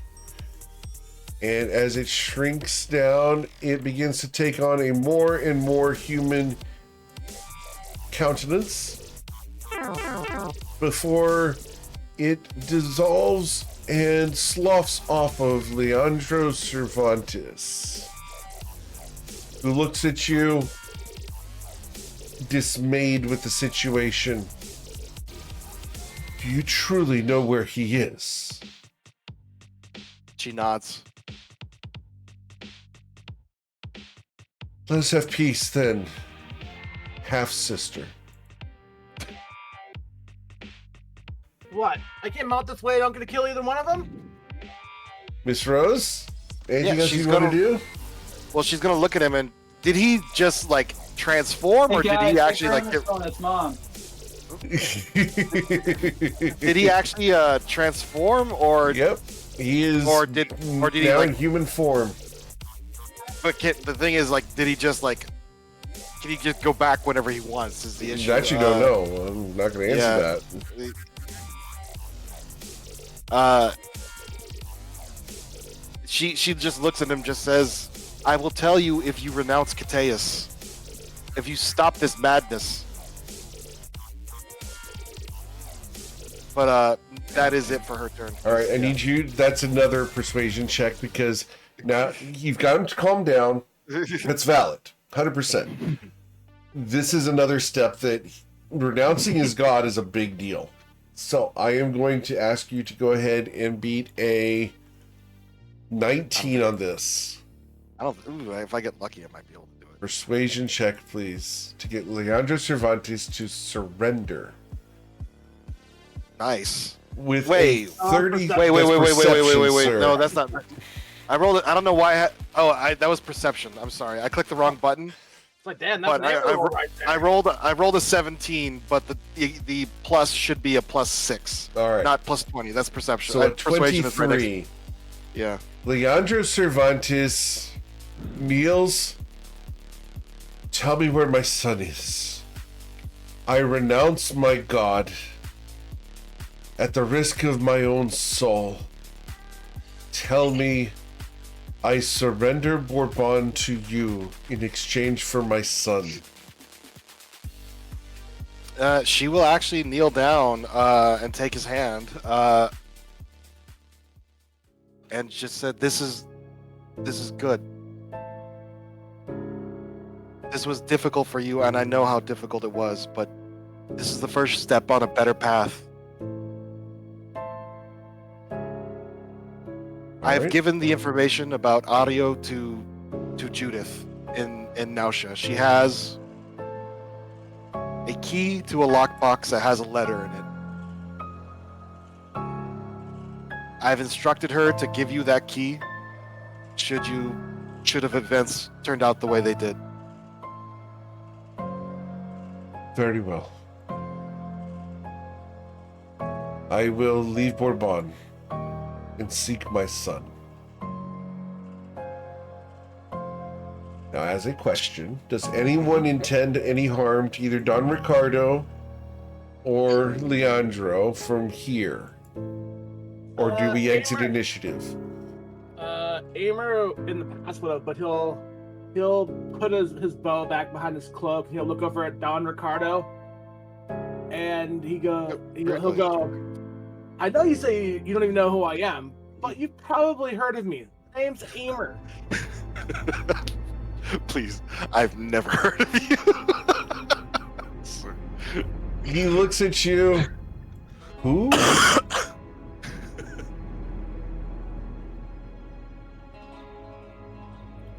It's almost that Star-Lord moment. Yep.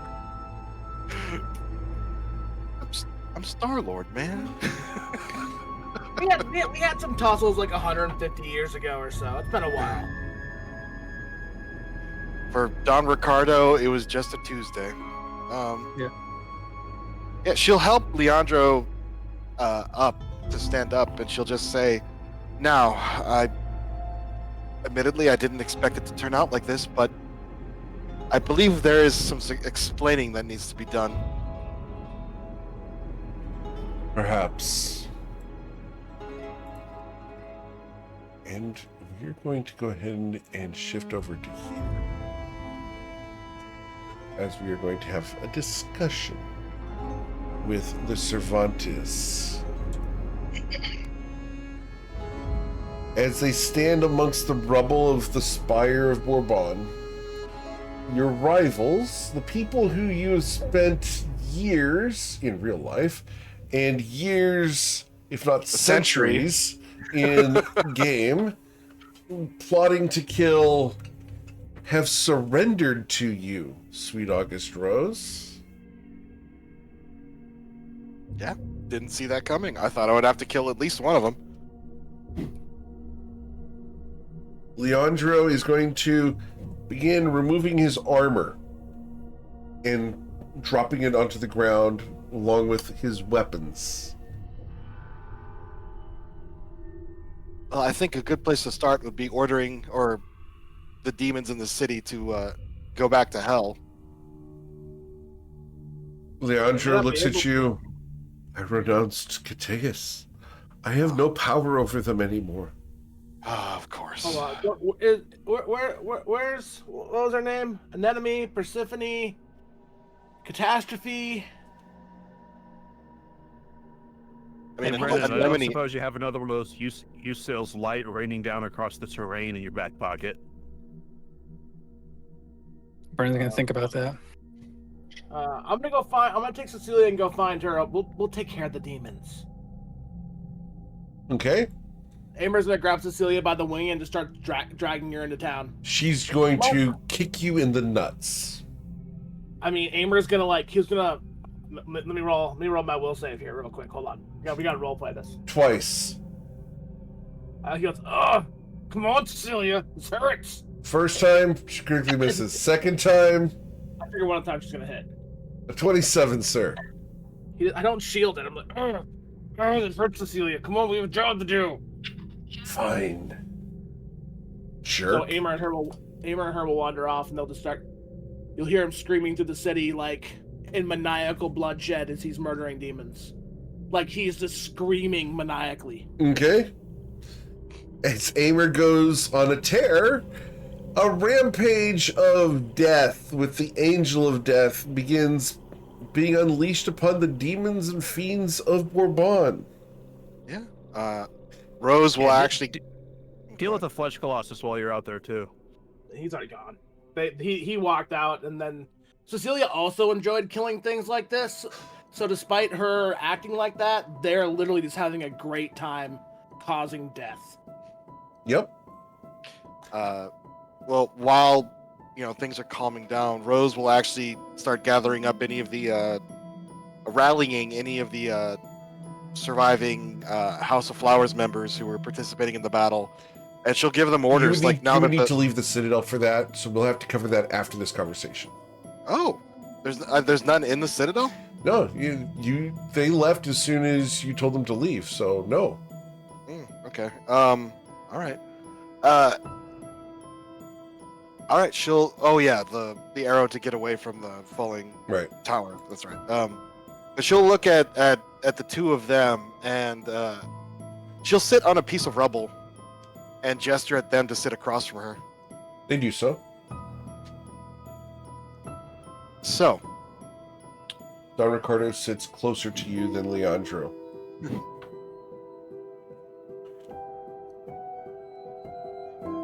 well, I must admit, I'm at a loss for words. What is all this about you being my father? She says, she gives a pretty pointed look at his ears. As far as she knows, like before he became an abomination, he was a human, right?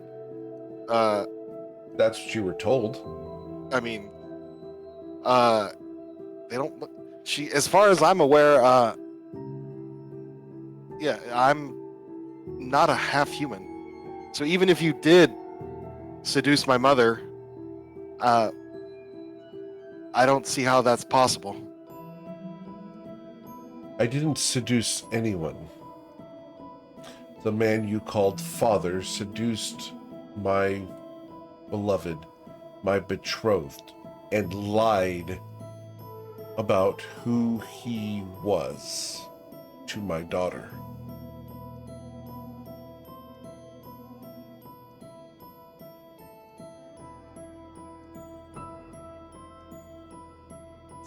You see, This court is whoa. Oh, are you there? You there? Oh, Discord is having an issue. I'm going to reconnect. Real quick. Reconnecting real quick.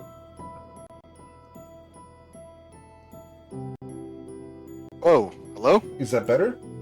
Oh no. Okay, yeah. So I can hear everything now. So he what was he saying? He's saying my father seduced who? What? Your father, Esteban de la Rosa, seduced the woman who I loved. And frankly, Lorelei. yes. The- Lorelei and I The mother were the lovers. mother of my brothers and Yes. sisters. And Your my sister. full-blooded brothers and sisters. Yes. Except for the fact that you are my child. Your brothers and sister were the children of Esteban, but your mother and I still loved each other, and she sought to flee from Esteban's grasp.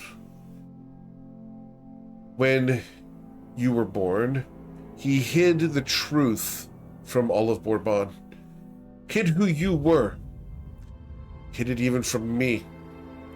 I hated him. I hated him, and I sought to free your mother from his grasp. It took years, decades, in order to manage enough political and military power to lay siege to this citadel. When we did so, Esteban slew Lorelei. She was dead when we arrived. And so I killed your father. The man you called father, I should say. Well, layer I off killed dead. the brothers and your sister. I killed them all. I did. But it was not without much cost. I had made deals, infernal pacts with gods, with Cateus. He spits on the ground. I was desperate for revenge. You must forgive me for the stress and anguish I have given you. Daughter, all I ever wanted was for your mother to be free and for you to be free. And it was not until I placed my sword through the heart of Esteban that he admitted and confessed the truth to me, that you were mine and that you would always hate me for what I had done, and that he considered himself a martyr, and that you would come to slay me sometime. So I am your father, but I am not your papa. Well, Leandro grew within Bourbon, steeped in the deals and environment that I raised him in. Bourbon had become a cesspool of Cateus's worship, as it is. Cateus taints the minds and souls of those who worship him. We began compromising a little at a time. A bad deal here, a bad deal there.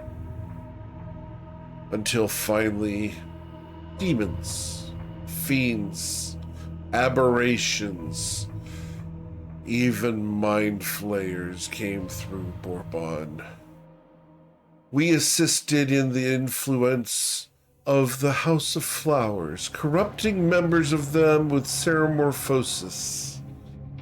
We dealt with necromancers and chronomancers from afar. We were approached by a woman claiming that she could dissolve the House of Flowers. A woman by the name of Sescal Ash. okay, I'm writing down. Wait. That's the Lich, the Bard Lich, right? No, that's, she tried to be a necromancer, but, no, she was more of an evoker. Okay, hold on. I gotta check my notes here. Sescal Ash.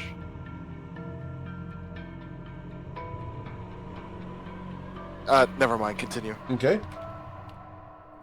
Sescal Ash sought to resurrect ancient powers in order to assist us in dissolving the House of Flowers.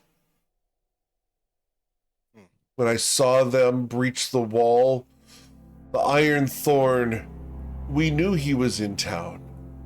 We did not know who he reported to, and it was not until I saw you, looking like your mother, that I knew the truth.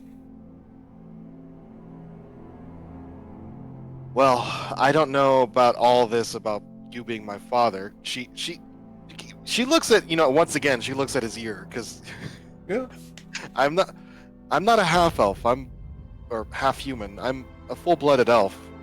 So unless there was some sort of magic shenanigans going on to somehow make me a full-blooded elf, I think my father lied to you.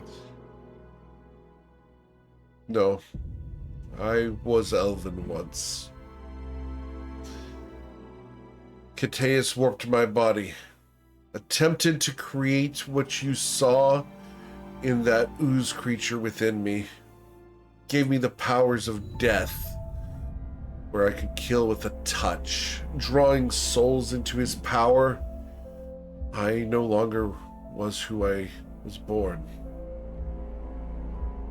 Yeah, Rose doesn't believe that. But she's just going to just wave her hand and just say, it doesn't matter. Neither of you are really my father.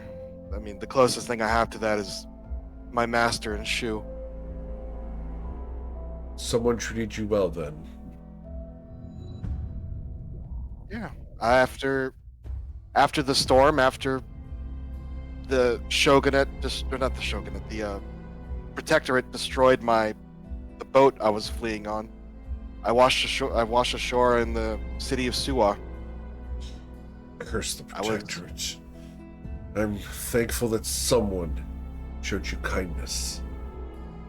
Oh.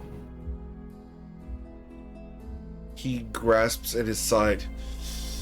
I'm not long for this world. Cateus prolonged my life. And it is a cruel mockery of who I wish to be. And I now sit with my daughter and am dying. She shakes her head. Santiana, You must forgive me. Please. I wish to go to the afterlife with an easy heart, in spite of all I've done. I've already told you. I've forgiven both of you a long time ago. This isn't about, she gestures at the destruction around them. This isn't about revenge. It's never been about revenge. I don't care. The past is the past. Attachments to these feelings of hatred, of lust, of revenge, of desire is what caused all of this in the first place. So, yes, Don Ricardo, I forgave you a long time ago. Thank you. But it's not that easy. You can't just regurgitate all your sin into a giant blob monster and expect the wheel of karma to ignore that. You've taken the first correct step today, and you may be dying soon. I'll But be you dead will be before the reborn. end of the day. You will be reborn. And hopefully in your next life I can show you a better path. Reborn. Why? It's the fate of all of us. We're all reborn. Eventually. I don't Testament believe says, that. I hope that's not true. I don't want to have any chance that in the next life I run into you people again. Don Ricardo doesn't believe the same things you believe. Oh yeah, no. It's fine. As you say that, you hear Amer screaming in the background, knowing that he's going to be alive at least 300 to 500 more years. Yeah, Echo's kind Nice. of shrugging his shoulder. He's shaking his head. I'm not so sure about that either. No, you will be. And eventually change comes to all things. But I'll still be here. And I'll be ready to guide you on hopefully a better path once you do. Perhaps so. I do not believe as you do. I hope that I face rest, but I know that that is not the case. My fate is to be tormented for all time, for eternity. There's no such thing as an eternity. He smiles grimly at you. I hope you're right. I mean, that doesn't mean things can't last a very long time. I mean, to an ant, the mountain is eternal. But that's neither here nor there. Like I said, I forgive both of you. Leandro is done disarming his armor and getting up to walk away. I actually turn to look at him as he's walking away and I call out, after you find audio, what are you going to do? Without turning around, he looks Yeah. over his shoulder at you. Cool guy pose. He looks over his shoulder at you from while facing away. I will retire. Perhaps I'll find solace in fishing.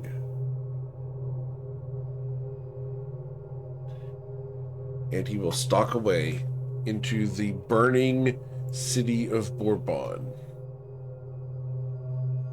Rose, you've got one weird family.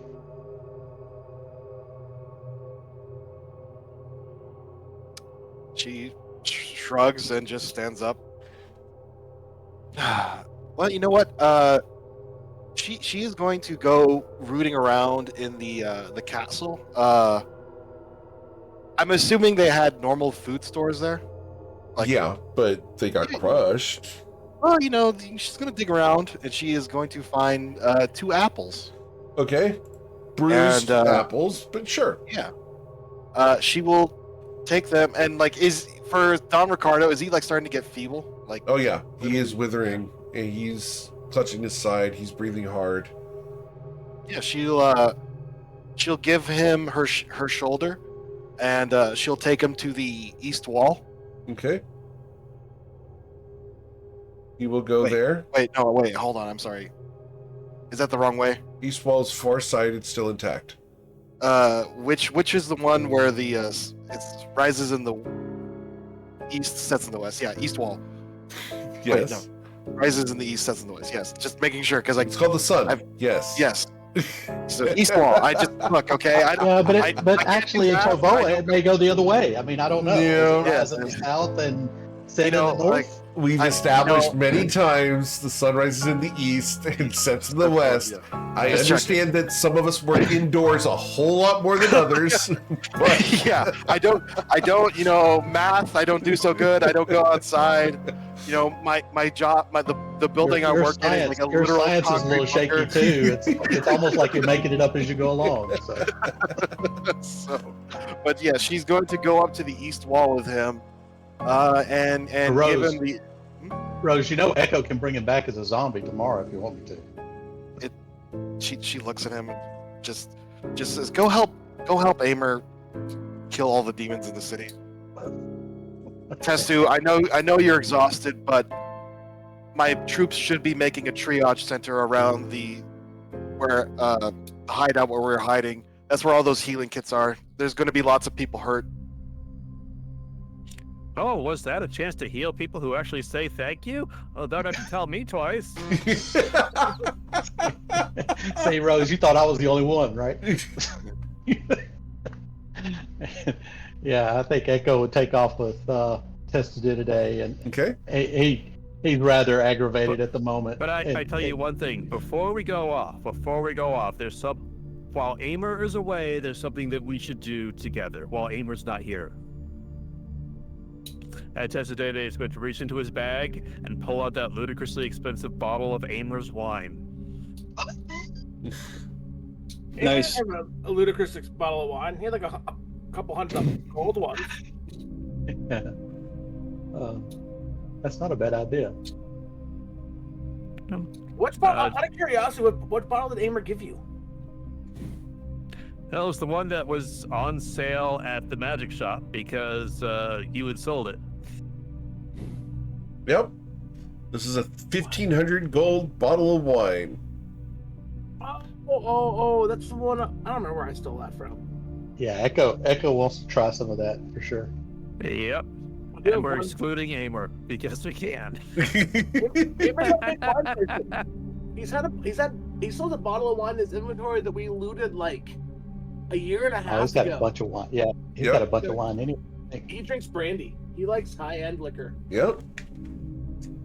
All right. Today we'll pull out a set of very small wooden bowls, probably some ceremonial purpose, but the ceremony now is drinking. Cool. So Echo Rex and Testadid share a glass of wine. Where's Brennan? Bren's been flying the whole time, just watching all this family drama go down. Uh-huh. But with his perception, he's going to see that wine come out and quickly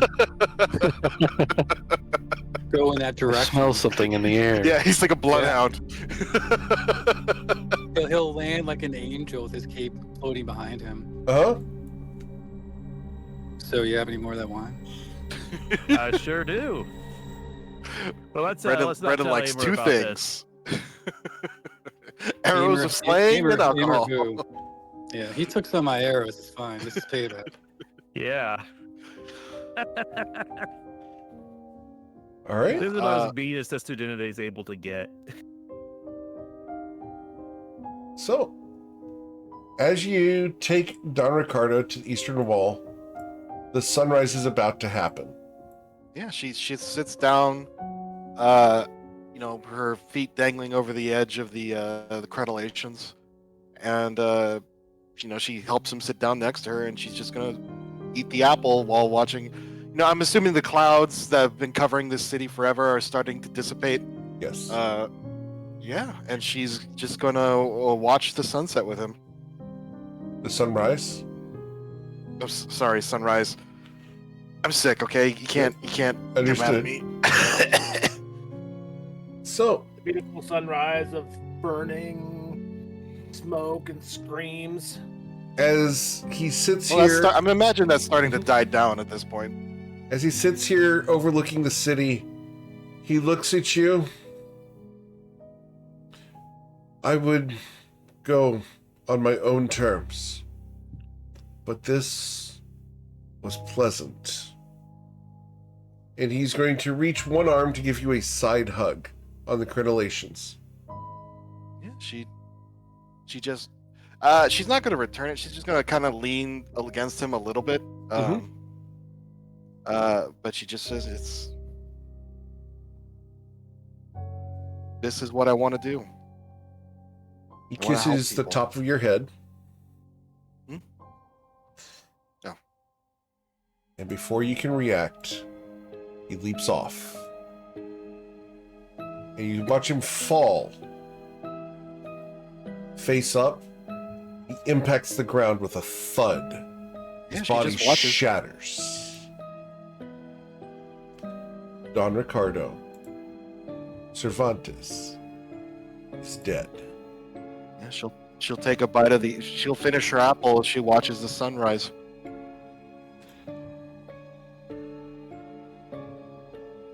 Meanwhile,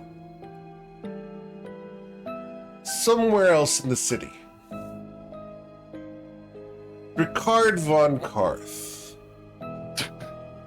you are currently accompanied by, jump scare, Sister Alara the Twisted. Wifey Alara. Yeah. I mean, I'm imagining that as Rose was having her discussion with her relatives there, Ricard would have been listening in, like, enraptured, and just feeling the presence of Alara, like, over his shoulder. And if She's she trying tried to to get his give you a shoulder attention, massage. yeah, he would just kind of like move his shoulders out of the way and like lift up a finger, like, hold on, okay, I'm doing something here. And then, Let me put the background music for the you two together. and then, as they walk away and the guys start cracking the wine bottle, he'll just turn to her and be like, "What the fuck, Alara? I did what I had to do to protect you. Listen, I know we had some fun with the mind-altering magics back in the day, but using them to force me to marry you? That feels like a line crossed, does it not?" It does. But my can't mind feel was not good my about own. that. No. And if you wish for an annulment, I will grant it. I don't know what that word means, but you can have the ring back. Hey, so what happens in Bourbon stays in Bourbon. She looks at you with hollow eye sockets. Did you love me once? You know I did. But you're not the Alara that I knew. I am. But I've been twisted by the magics of those in charge.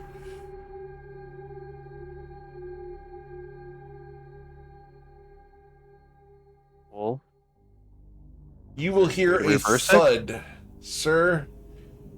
And at the thud, you watch as Sister Alara the Twisted falls face first in front of you into the dirt. he would try to catch her. As you catch her, the skull face of her head falls onto the ground and shatters. Her cloak and robes shift, and you feel muscles beginning to reform. The magic that twisted Sister Alara fades. And as it fades, the woman you remember stands shit, she was before hot. you in your arms. She looks up at you. I missed you. And if you will grant me the opportunity, Lord Von Karth, I would like the opportunity to earn your love once again.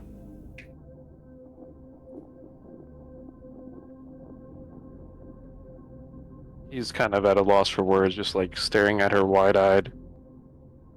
Is Tessa today within earshot of this one? Well, you left. No, Oh, they're he drinking. would be. He would They're be. drinking, yeah, just over there. Oh. Yeah, Yeah. within 100 feet. Yeah. Yeah, Tessa will yell over, I don't think you'll do better. And your mom will would just- approve. Ricard will just lift up a middle finger. She Yeah, smiles. Echo's going to yell out, though. What about Rose? I thought they had a thing, right? I think we were just teasing them about having a thing. They didn't dance and play guitars in the moonlight? She raises an eyebrow at you, Ricard. Was I mistaken? Or are you taken? I'm not taken, but Does your heart like I belong was to another? saying, listen, it's been 1,500 years for you, and a lot of shit has happened for me in the past, like, couple of weeks. So, I got some stuff going on. You're not the same person. I'm not the same person. Could we have a chance? I mean, I'm not going to rule anything out, but She I smiles got a at you. dragon to slay, okay? My story's not over yet, alright? I got some other cool shit I gotta do. Could I be a part?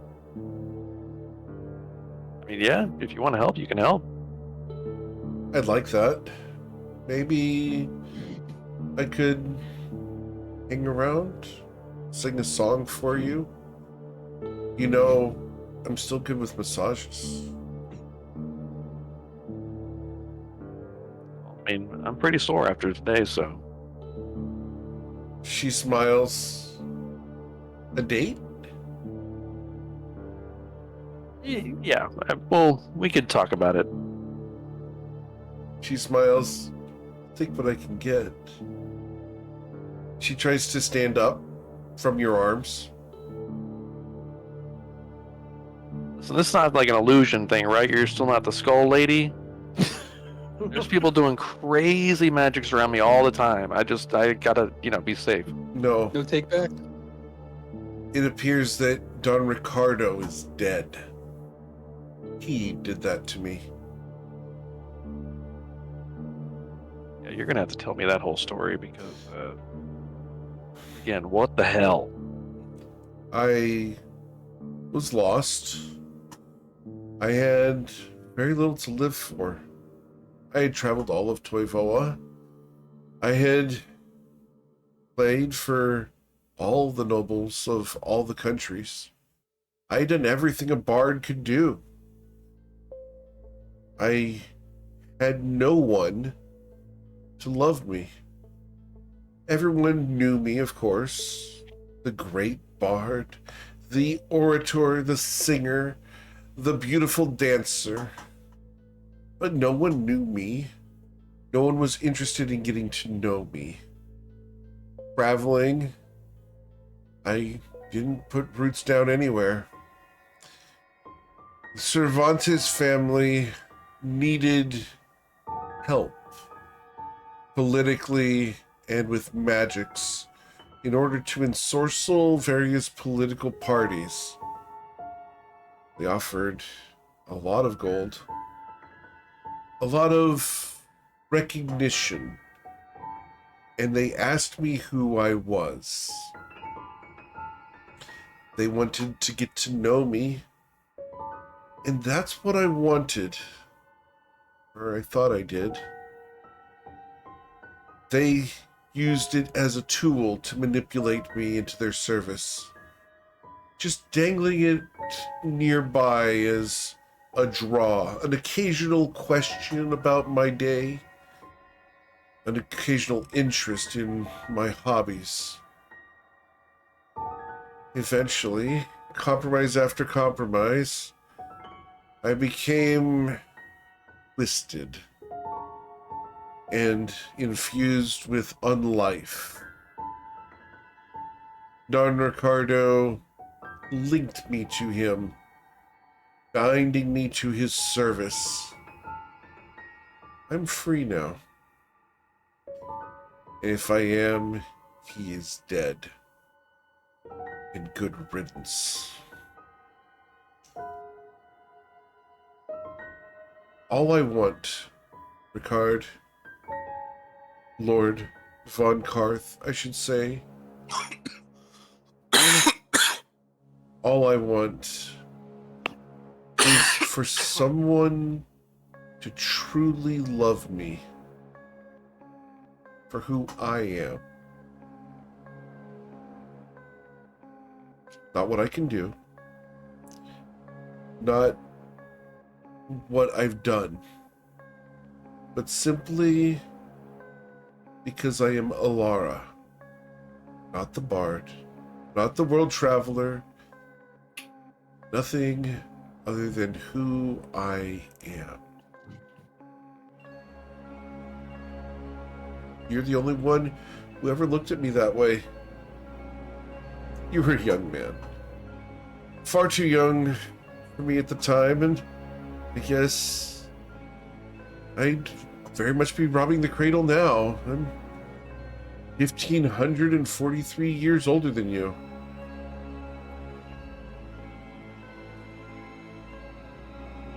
But age I is was just always a into number. older women anyway.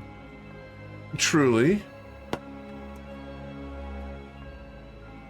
Well, if it's of any consolation, the only baggage I come with are my mistakes. I have no children.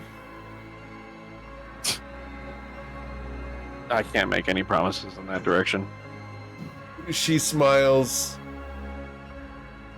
I've done a lot of research, Lord Von Karth. As far as I've been able to tell, your progeny doesn't exist yet.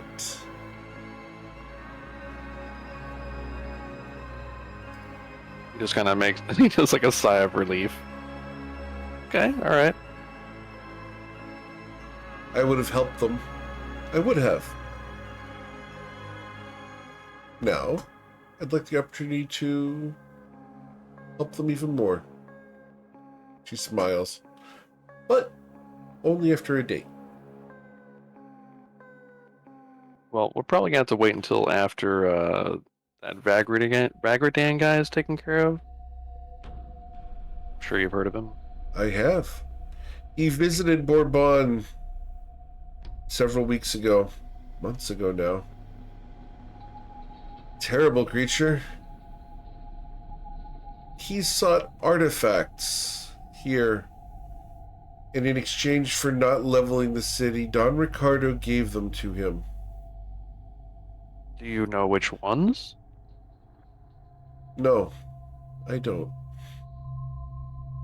But I was privy to the fact that Don Ricardo provided Vagradan with items of great power in exchange for being spared and not leveling Bourbon and killing him. There's no fighting such a creature as Vagradan.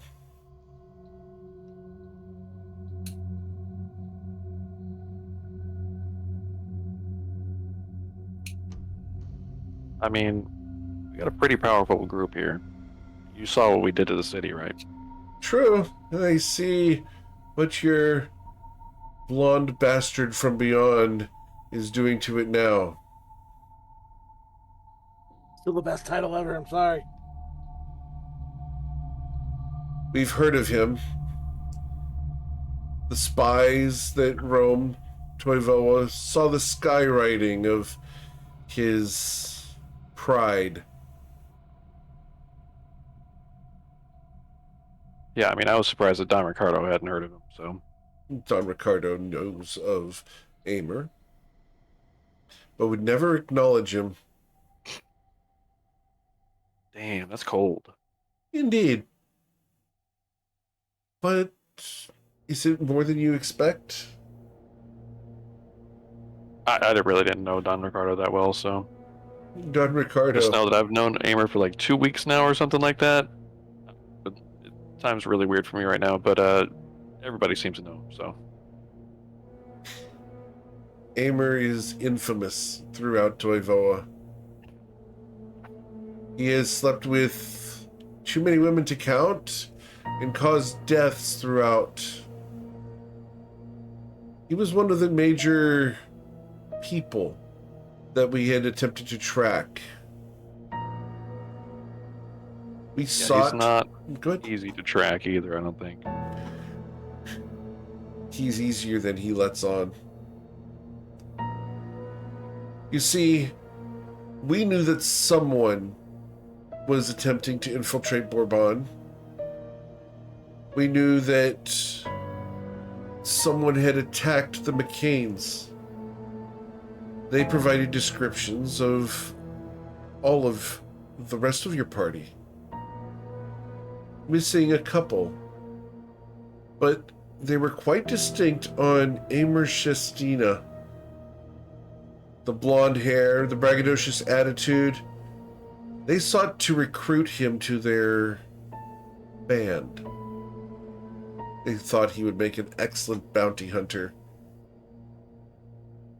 And wanted him alive for that purpose. Before you came into the Citadel and knocked the walls down, we were visited by a horrible fae who caused many of our defenses to flee. A man dressed in green with white hair appeared within the Citadel on the 6th floor, informing Don Ricardo that the House of Flowers were amassing near the harbor. Don Ricardo sent 14 lieutenants and all of their troops there. The Citadel would not have fallen should they have been here. I believe that Zoran Keltris, Lord of Dreams, came to your aid on behalf of Aimer Shestina. After all, the stories as a bard that I have told of Aimer's conquests, his legends, are numerous and too far and too long to tell now. Did you know that Aimer first killed a man in his sleep by manifesting within his dream and terrifying him to death? When the man died, Aimer rose within the man's body, alive and possessing the physicality needed for a fey creature to be on the material plane. At least that's what the legend says. It's quite For a fearsome. moment, Ricard considers this because he knows what it's like to be in people's dreams, but to have the power to kill them through the dream is something that he can fathom, and he kind of gets like sick to his stomach. Did you not know? Although with whom you above board, everyone who's paying for a D&D game right now knows what it's like to have their dreams killed.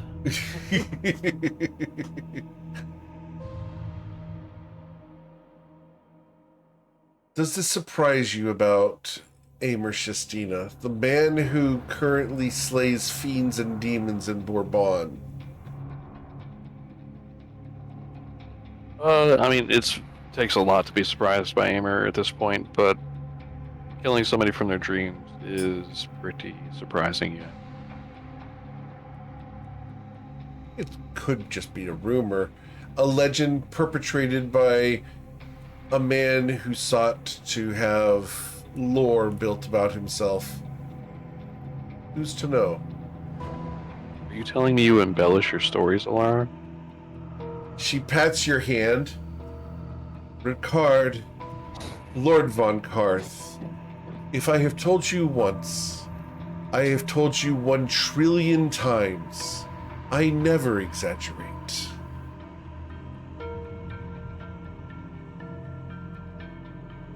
She smiles at you. Oh, come on, dude. He believes you're 100%. Damn. God dang, why?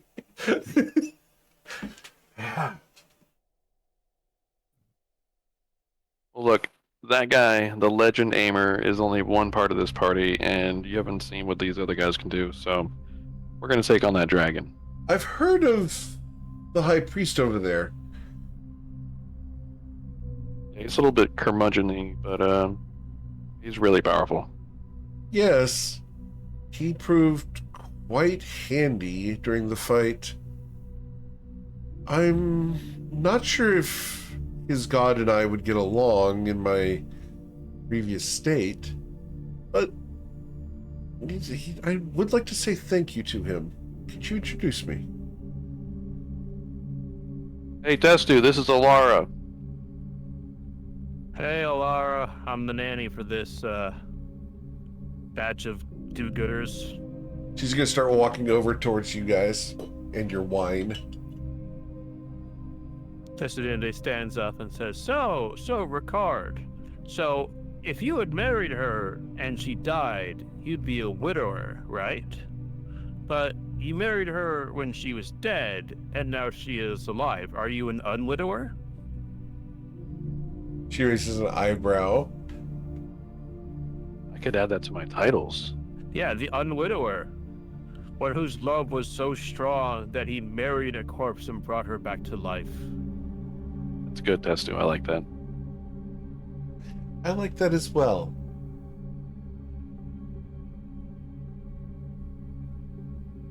She smiles sweetly up at you, Ricard.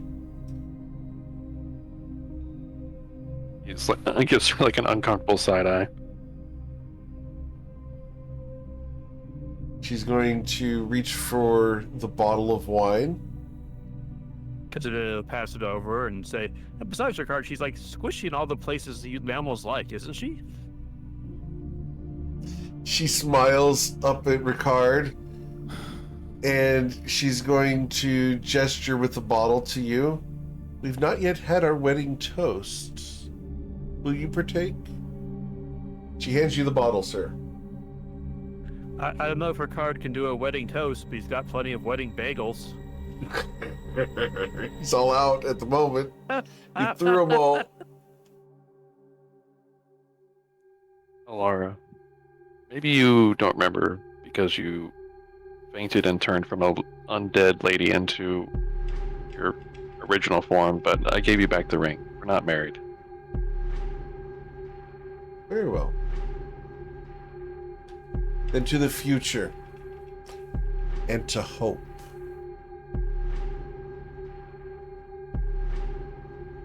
Yeah. I'll cheers to that.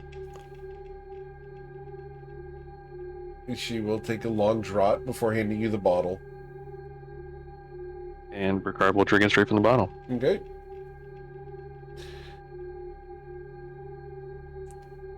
As you're drinking and not looking, she puts the ring on her finger and holds it tight. She closes her eyes for just a moment, looking up at the handsome man before her, taking a long sip of wine. But glistening as it drips down his face. Uh-huh. Long black hair. Oh, I thought we were talking about Brennan. Yeah. She looks over at Brennan. Are you single?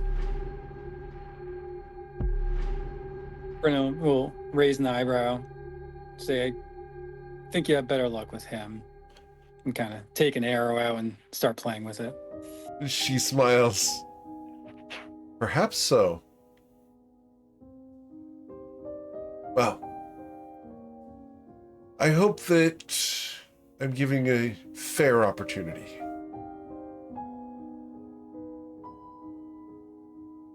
So, as We saw what you could do against that blob thing, so I think it'd be a good help to us.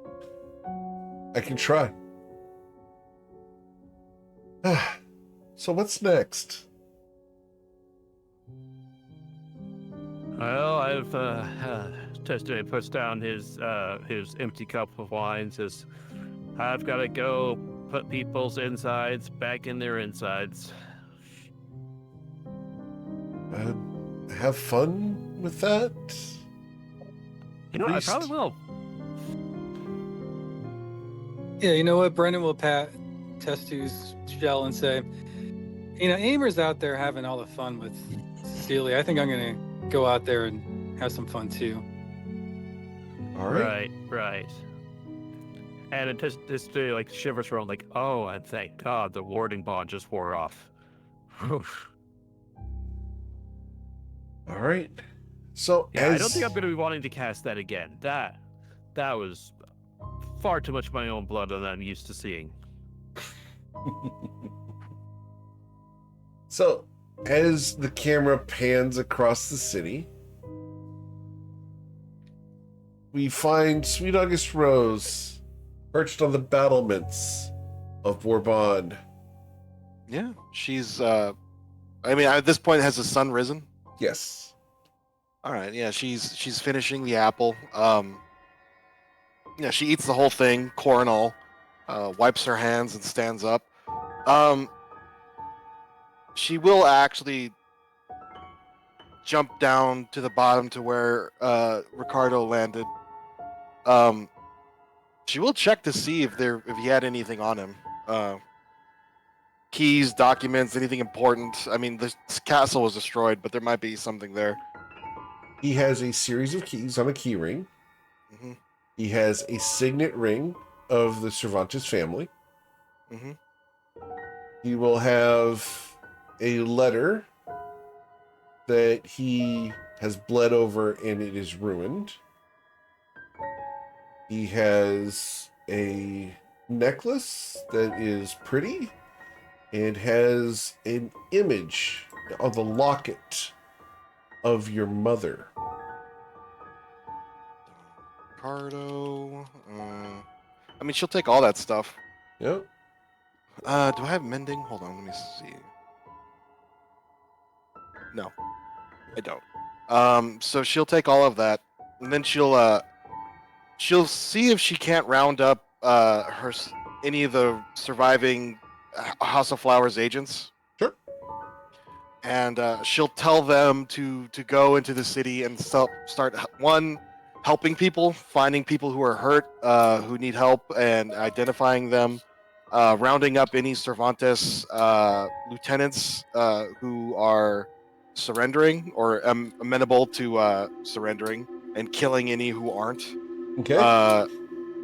And she'll tell them to just start helping people killing demons, and trying to convince any mortal members of Cervantes's organization to surrender, or possibly join Rose if they can. Okay. Like, she's telling them to try, but if they put up a fight, don't hesitate to kill them. Sure. She will. Where are my allies? My notes, because I can't remember all these people's names. All right, so yeah, Black Orchid is out there probably killing demons. She will have Moon Lotus come with her. Mm-hmm. Moon Lotus is missing. I'm sorry. Oh, okay, he's missing. Yep. All right.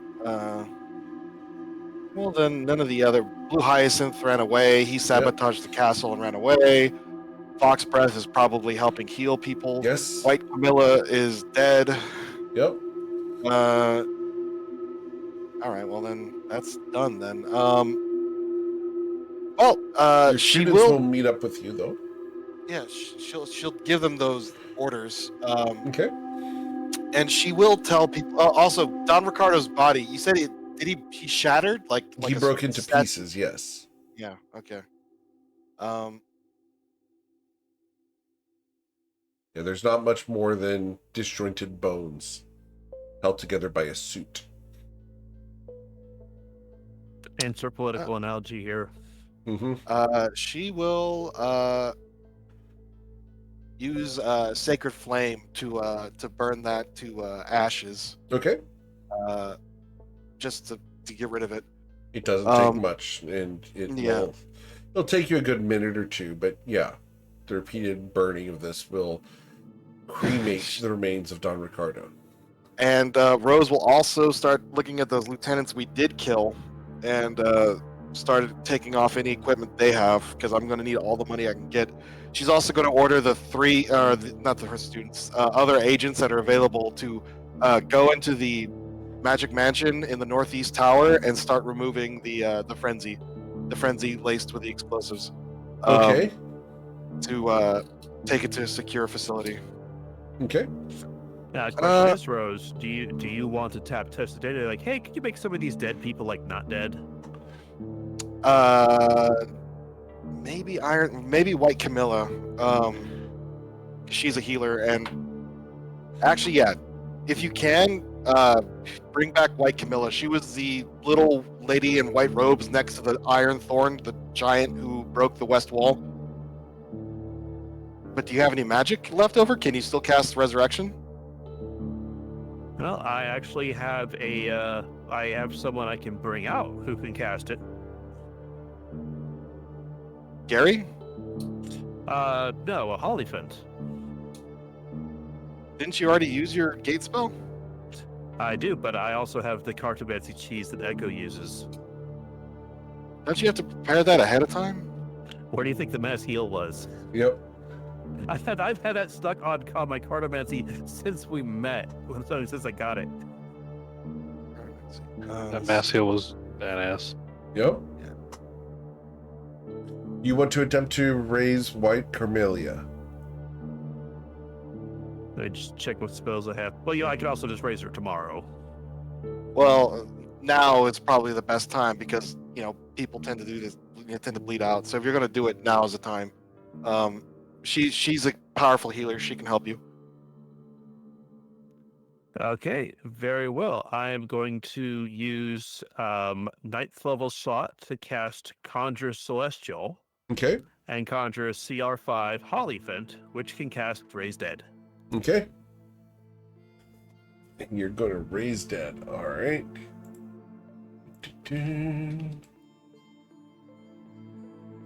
So you're doing raise dead. Cool. They've been dead for no longer than 10 days. Yep. All mortal wounds are closed.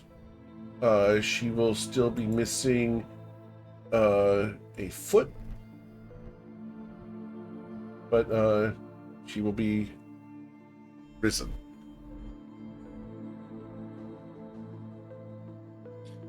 Oh, that's what happens when you're defeated. Uh-huh. Huh. All right. So what does imbue mean? So, okay. Oh, all right. All right. Well, yeah. So, yeah, Rose will order White Cardelia to aid Testu and heal as many people as she can. Anyone who is injured, anyone who reports. She's going to start with regeneration on herself to get her foot back. That's probably a good idea. So Aimer has the other two towers worth of frenzy. Also, Rose will actually start looting the lieutenants we did kill. I think the only one we hadn't looted was the one on the right side, Right. the big Baylor guy. Yep. She'll take whatever equipment he had because it's probably powerful and worth money. And fixing this castle is not going to be cheap. Are you intending to sell it off, or do you wish to keep it? Well, it depends on what it is. Okay. Let me grab that for you here. Da-da-da. It might be if it's useful stuff. Well, she's gonna split it with the party because they helped kill Sure. this guy. Yeah. And I'm just wondering what that Warforged Colossus is stomping around still doing. No, it's deactivated. It's deactivated. Yeah. Yeah, that's Okay, gonna. good. Have you ever played like Kingmaker or not? Like any of those shoot like adventures where you have to make a choice. Like that's gonna be one of Rose's. Like, dismantle this thing for parts and sell it, or like reactivate it. Yeah, and with you, you know, The Pathfinder games were amazing. Okay. Yeah. yeah, Really were. they're pretty great. So you're going to find that one of them has a plate armor of etherealness, Interesting. and we'll just display that for you. It looks like so.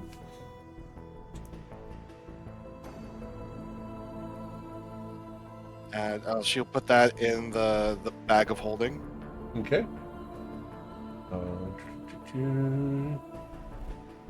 We also have the Spirit Walker breastplate, which is there. Spirit Walker breastplate. And the plate of etherealness. Yep.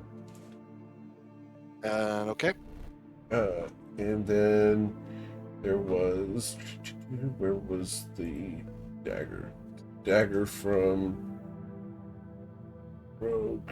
Pull that one up here. I didn't have these pulled up because I didn't expect us to go looting at the moment. Oh yeah, it's fine. All good.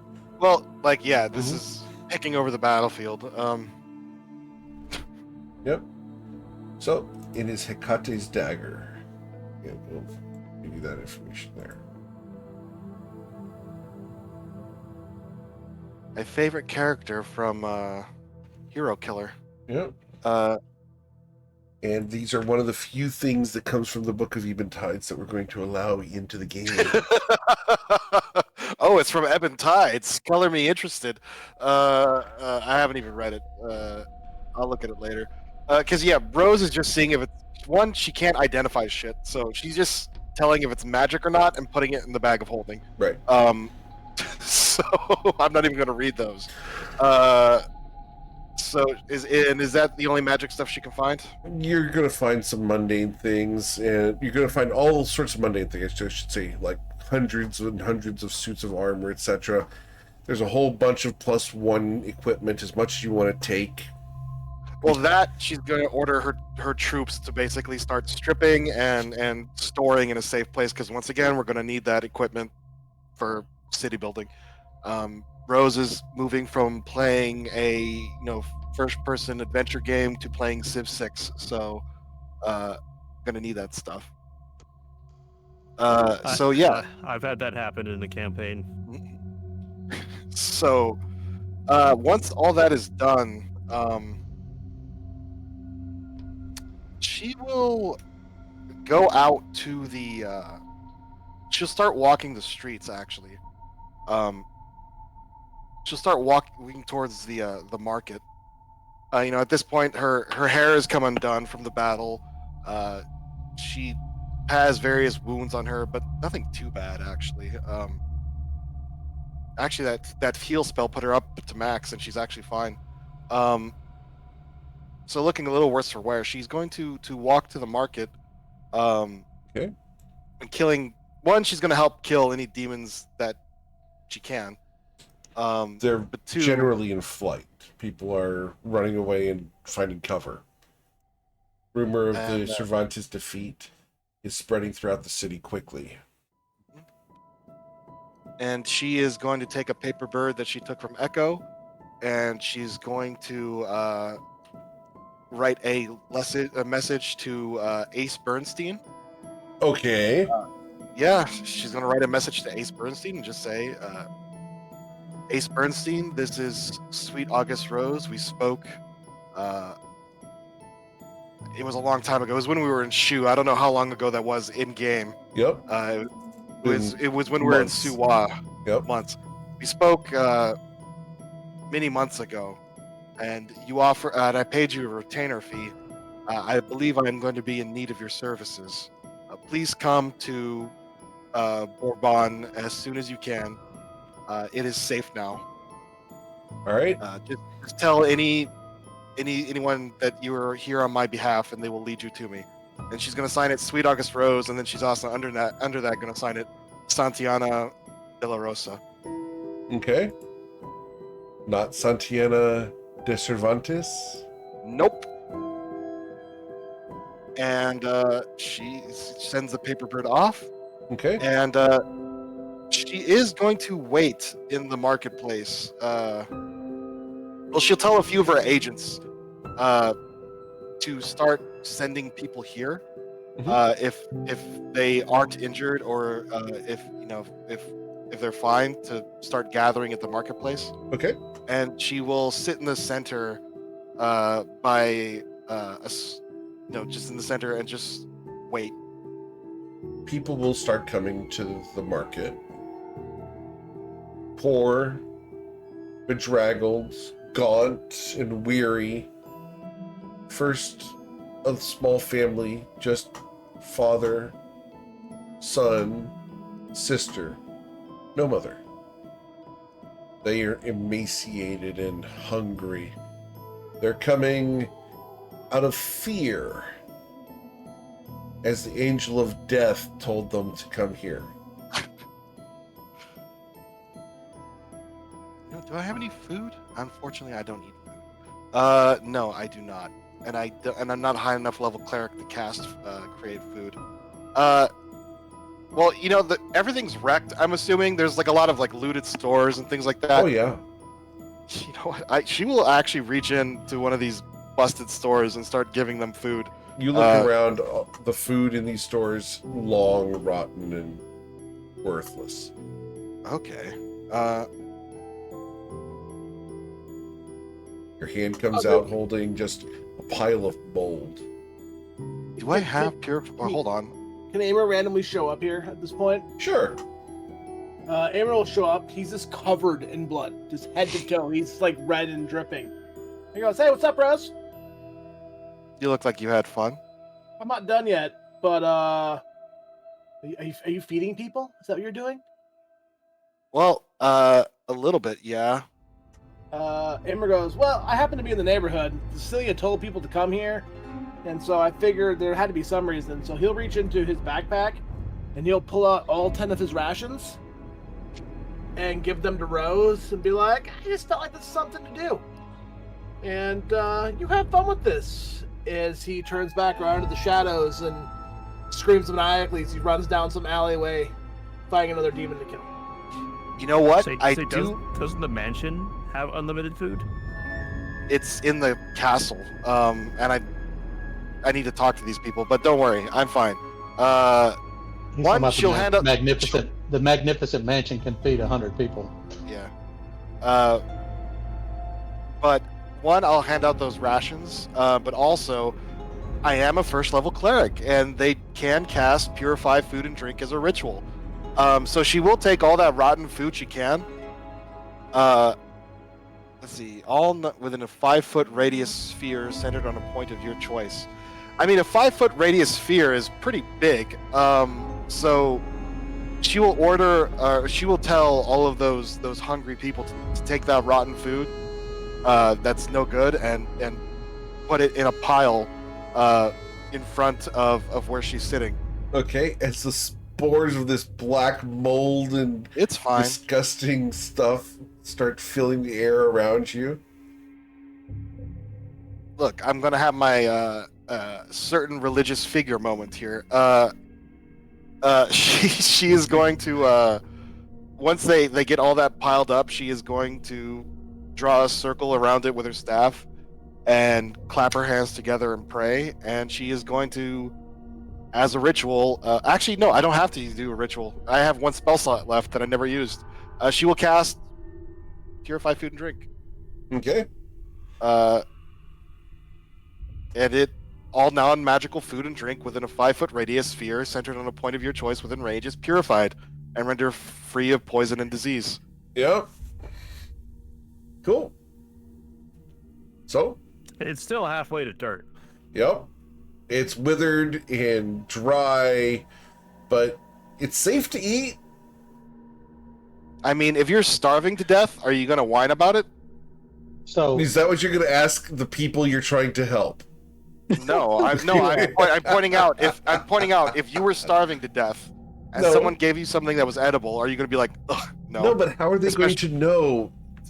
These are not arcane people. Are you just going to give them the food after you've cleaned it off using this? Yeah, well, Rose will take take some of she's it. gonna blow on it and dust it off a little bit and say, "Here you go." Oh, Rose, Yeah, well, man. no, Rose will, she'll demonstrate. She'll take up a piece of it and bite it and eat it. It's the 5-month Look, my rule. Right. My taste buds are still alive, lady. So I think Echo would also create, open up the Magnificent Mansion. Okay. It's open for 24 hours. Well, He can fashion it in any fashion he wants. So he's going to fashion it as a homeless shelter with just Well, as many you- beds and cots as possible. Okay. did you And leave it? Did you and- leave it at? We left it at the tower. We had to leave it No. open. Remember, because otherwise, if we closed it, all the frenzy would have gotten blown out. well, I guess the frenzy will have to come. Well, can't come out in barrels. It won't be blown out. Yeah. I guess Well, it will yeah. come out in So, barrels. all right. Back in the tower. Your troops were already going to mood anyway. Yeah. Yeah. And you've got troops for a reason. You don't need to be handling the minutia. Well, You could be like, "Go forth, and my people shall feed you." Yeah, we'll set up like a homeless shelter with as many cots as possible, and we can feed up to 100 people at least, and the invisible servants will do the whole thing. I mean, we don't even have to worry about it. Yeah. So you can set up a Just food advertise it, I kitchen. guess, word of mouth maybe. Yeah, that someone has an invisible portal in the middle of the market that if you walk through this certain spot, you can get food and rest. It's not invisible. It's not invisible until we go into it and make it. We can close the Okay. door. But so it is visible to start with, and we can just word of mouth. We can explain, hey, this is where you go to get food. Cool. I love this. That's the best we can. I mean, it's the best I can do. Yep. Well, yeah. Until we get our spell slots back, I think we're not going to be able to create much food. But Who needs spell slots? I mean, we just spent 2 weeks without them. Who needs spell slots? We just fought the big bad boss and with cantrips. Who needs Gamer spell slots? Over the walkie-talkie, we'll mention like send word to Ronaldus and we'll have food brought over from Nausha.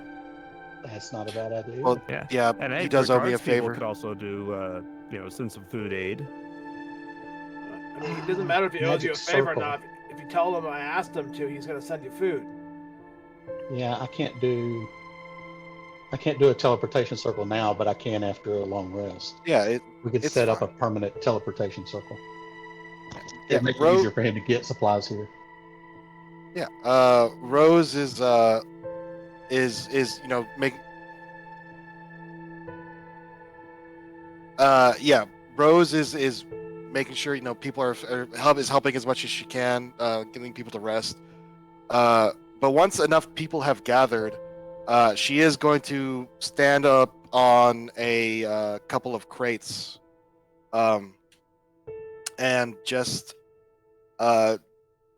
actually, she has thaumaturgy. So she is going to use thaumaturgy to enhance her voice, Okay. so people can hear her. Sure. Because how big is this crowd roughly? 300 people. Yeah, good enough. Lots of people are still too afraid of the demons and fiends and crazy blonde guy running around along with Angel of Death killing people, and so they're hesitant to come out. Bad people. Well, killing bad There's no people. such I thing hope. as good and bad. How Right, do you know? Miss Rose? There's no such thing as good and evil. Bad from their perspective, Uh-huh. because they don't know the truth. Anyways, yeah, Rose is gonna get their attention and just I don't say, think that word means what you think it means. citizens of Bourbon, please lend me your ears, for much is changing this day.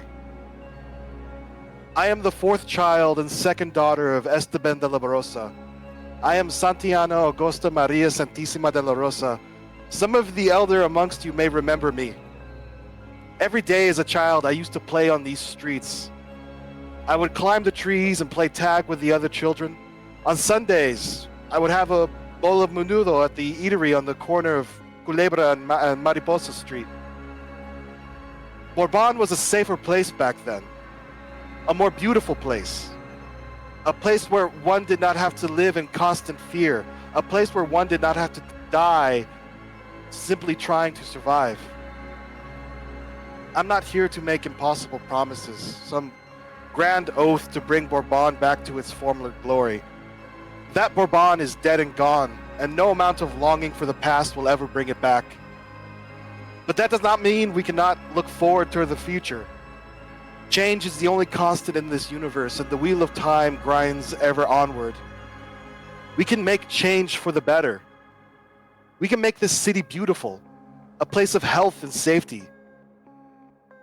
It will be a long and painstaking process.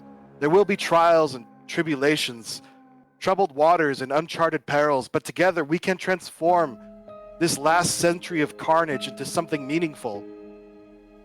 And with that, she will raise her staff of flowers and plant it into the ground. But she'll turn around and plant it into the ground behind her. And she's going to use all 10 charges to make a tree. Okay. And as the tree begins to take root here, it grows upwards and outwards to form enormous trunk, 6 feet in diameter, and its branches soar upwards and outwards to form a canopy over the nearby buildings. This tree grows to be 60 feet tall and spread outwards easily 100 feet in all directions. It begins to bloom. Small, pale flowers. As the flower petals begin to drift around her, she turns around to the others, to the people. The staff is gone. I'm assuming it got consumed by... That also means Valerian is up there somewhere. I'm probably going to have to go get him back. No, he's part of the tree. Oh, okay. That gets me lore for later. Okay. She looks at that because she wasn't quite sure if that would work. It worked actually a lot better than she thought it would. But she reins herself in and she turns back to the people who are watching her. I swear to you, people of Bourbon, as long as this tree stands, I will be here to protect this city and its people. This world is full of misery, suffering, and violence. Sometimes it seems like that is all that awaits for us in this existence. But there is a better way, a way to be free of such suffering. And I can show anyone who is willing the start of that path. And I'm assuming the tree grew beneath her, so she's like standing on these roots above the crowd. She'll hop off it to get onto ground level with them. So I ask you, people of Bourbon, are you willing to walk this path of change with me? And she'll hold out her hand. Who here is brave enough to take the first step? With advantage. I need you to roll a persuasion check. With advantage. Give me that nat 20. 19. I will not re-roll that because I don't think I can do better. Okay. Do I have any bonuses to it? No, I don't. Unfortunately, I used the bardic inspiration for Leandro. So yeah, 27. A 27. So with the 27, the little boy that first came up here, currently eating the remains of an old rotten pear that has been purified to just be a husk, will step up to you and take your hand. I will. I'll help. Thank you for the food. I appreciate it. You're pretty. She smiles and takes his hand, and gives him a minor blessing and just says, "What's your name?" My name is Enrique. Well, Enrique, I think you're very brave, and I'm glad you're brave enough to join me on this challenging new venture we're going to set out on. Where are we going? The future. and she'll look at the crowd and look at, she'll pat him on the head, and she'll look expectantly at the crowd since this little boy came forward, and once again she'll hold out her hand. The father will come up to you and hold out his withered, gaunt, nearly skeletal hand. Thank you for the food. Thank you for whatever this is. And thank you for removing the Cervantes from Bourbon. Perhaps we can rebuild. Perhaps what you offer is hope, where we have lost all of ours. We must rely on someone else's. And yours is as good as any. She smiles. That's quite wise. What's your name? My name is Eugene. Well, Eugene, I will do my best to make this city beautiful again. A place where you don't have to worry about Enrique's safety every night. A place where you can learn to be your best self. I would like that. And she'll once again give him a little blessing, and she'll keep doing this. She'll gesture her hand at the crowd, and she'll keep doing this. She's going to introduce herself and learn the name of every person here. Okay. I'm not going to take all day. I'm not going to go through 300 names. Yes, I know. This is where, once these, the least, when the least steps forward first, she is going to, this is what she's probably going to be spending all day doing. She'll encourage other people to go into the city and start telling others it's safe here. Yeah. So, as you begin your political campaign to aid the downtrodden and weary, the hungry, the sick, the weak, the people of your city, you look around and you realize there is good and evil, and you are doing good. No, there isn't. The denial is not just a river in Rathus, but rather a state of being. As she's doing these actions and doing this campaign, we know what Amer's doing, slaughtering demons throughout the city. We know that Testudinide is aiding the infirm and the injured, curing them of all sorts of ailments. Go ahead. Having to constantly tap his cleansing stone as there's a red and bile all over his robes as he's patching up folks who likely haven't gotten medical care in years. So he's like, okay, so I'll patch up the wound on your arm, and while I'm at it, let me drain that abscess. Testudinide, you were exposed to a phenomenon which you have not been exposed to in months, if not years. Gratitude. As every single person you assist thanks you profusely and will be appreciative of all of your actions. You truly feel appreciated in this time. Maybe the Haven sent you here not just to help the party, but to help these people.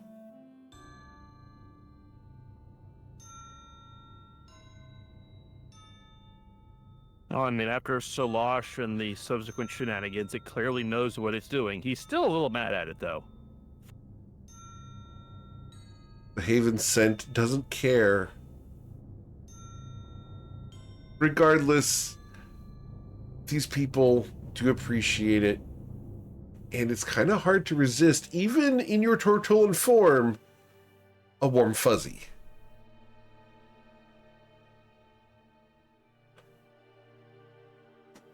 Echo Rex, what have you been doing during this period of time? Yeah, I think he's probably working the. I think he's probably working the homeless shelter, uh, making sure the banquet's set up and everybody has plenty to eat and all the cots are full and people have a place to stay because I imagine there's a lot of damage done in the city. And he's just working the soup line and the homeless shelter, trying to convince everybody that Rose is really a good person, that she'll be a great leader, even if she is a little naive at times. And he'll eat a couple of boiled eggs, and eventually, once he's wore out, he'll probably go to sleep himself in one of these cots or in a corner somewhere. Okay.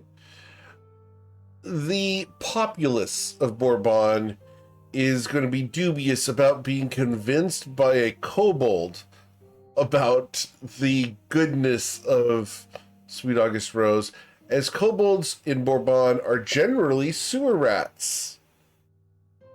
Yeah, kobolds don't have a good reputation. That Echo's a little bit different from the normal kobold, but yeah, that tracks. There's a stigma there that you haven't earned their respect. They don't know you. Yeah. You're just another golden kobold. Clean, but just another one. So, we then pan the camera over to Brennan Thamior. I close the mansion and kick everybody out. Brennan, you're going around doing what? Yeah, after he left with Test 2 and they split ways, Brennan went to engage in the same activities as Aimer, except he's not going to be covered in blood because he's going to be flying around until that wears off and then running on rooftops, trying to recapture that huge amount of damage that he put on that ooze and just not being able to catch it. Okay. As you leap from rooftop to rooftop, you're able to gleefully slay many fiends and demons, finally fulfilling that job that they hired you for so long ago, being that contracted mercenary for demon slaying. Now, I still can't believe he lied to us about that. I mean, it's not a lie now, so it's in the Brennan? past. Perhaps lying on a resume and achieving the status of Demon Slayer years later is legit.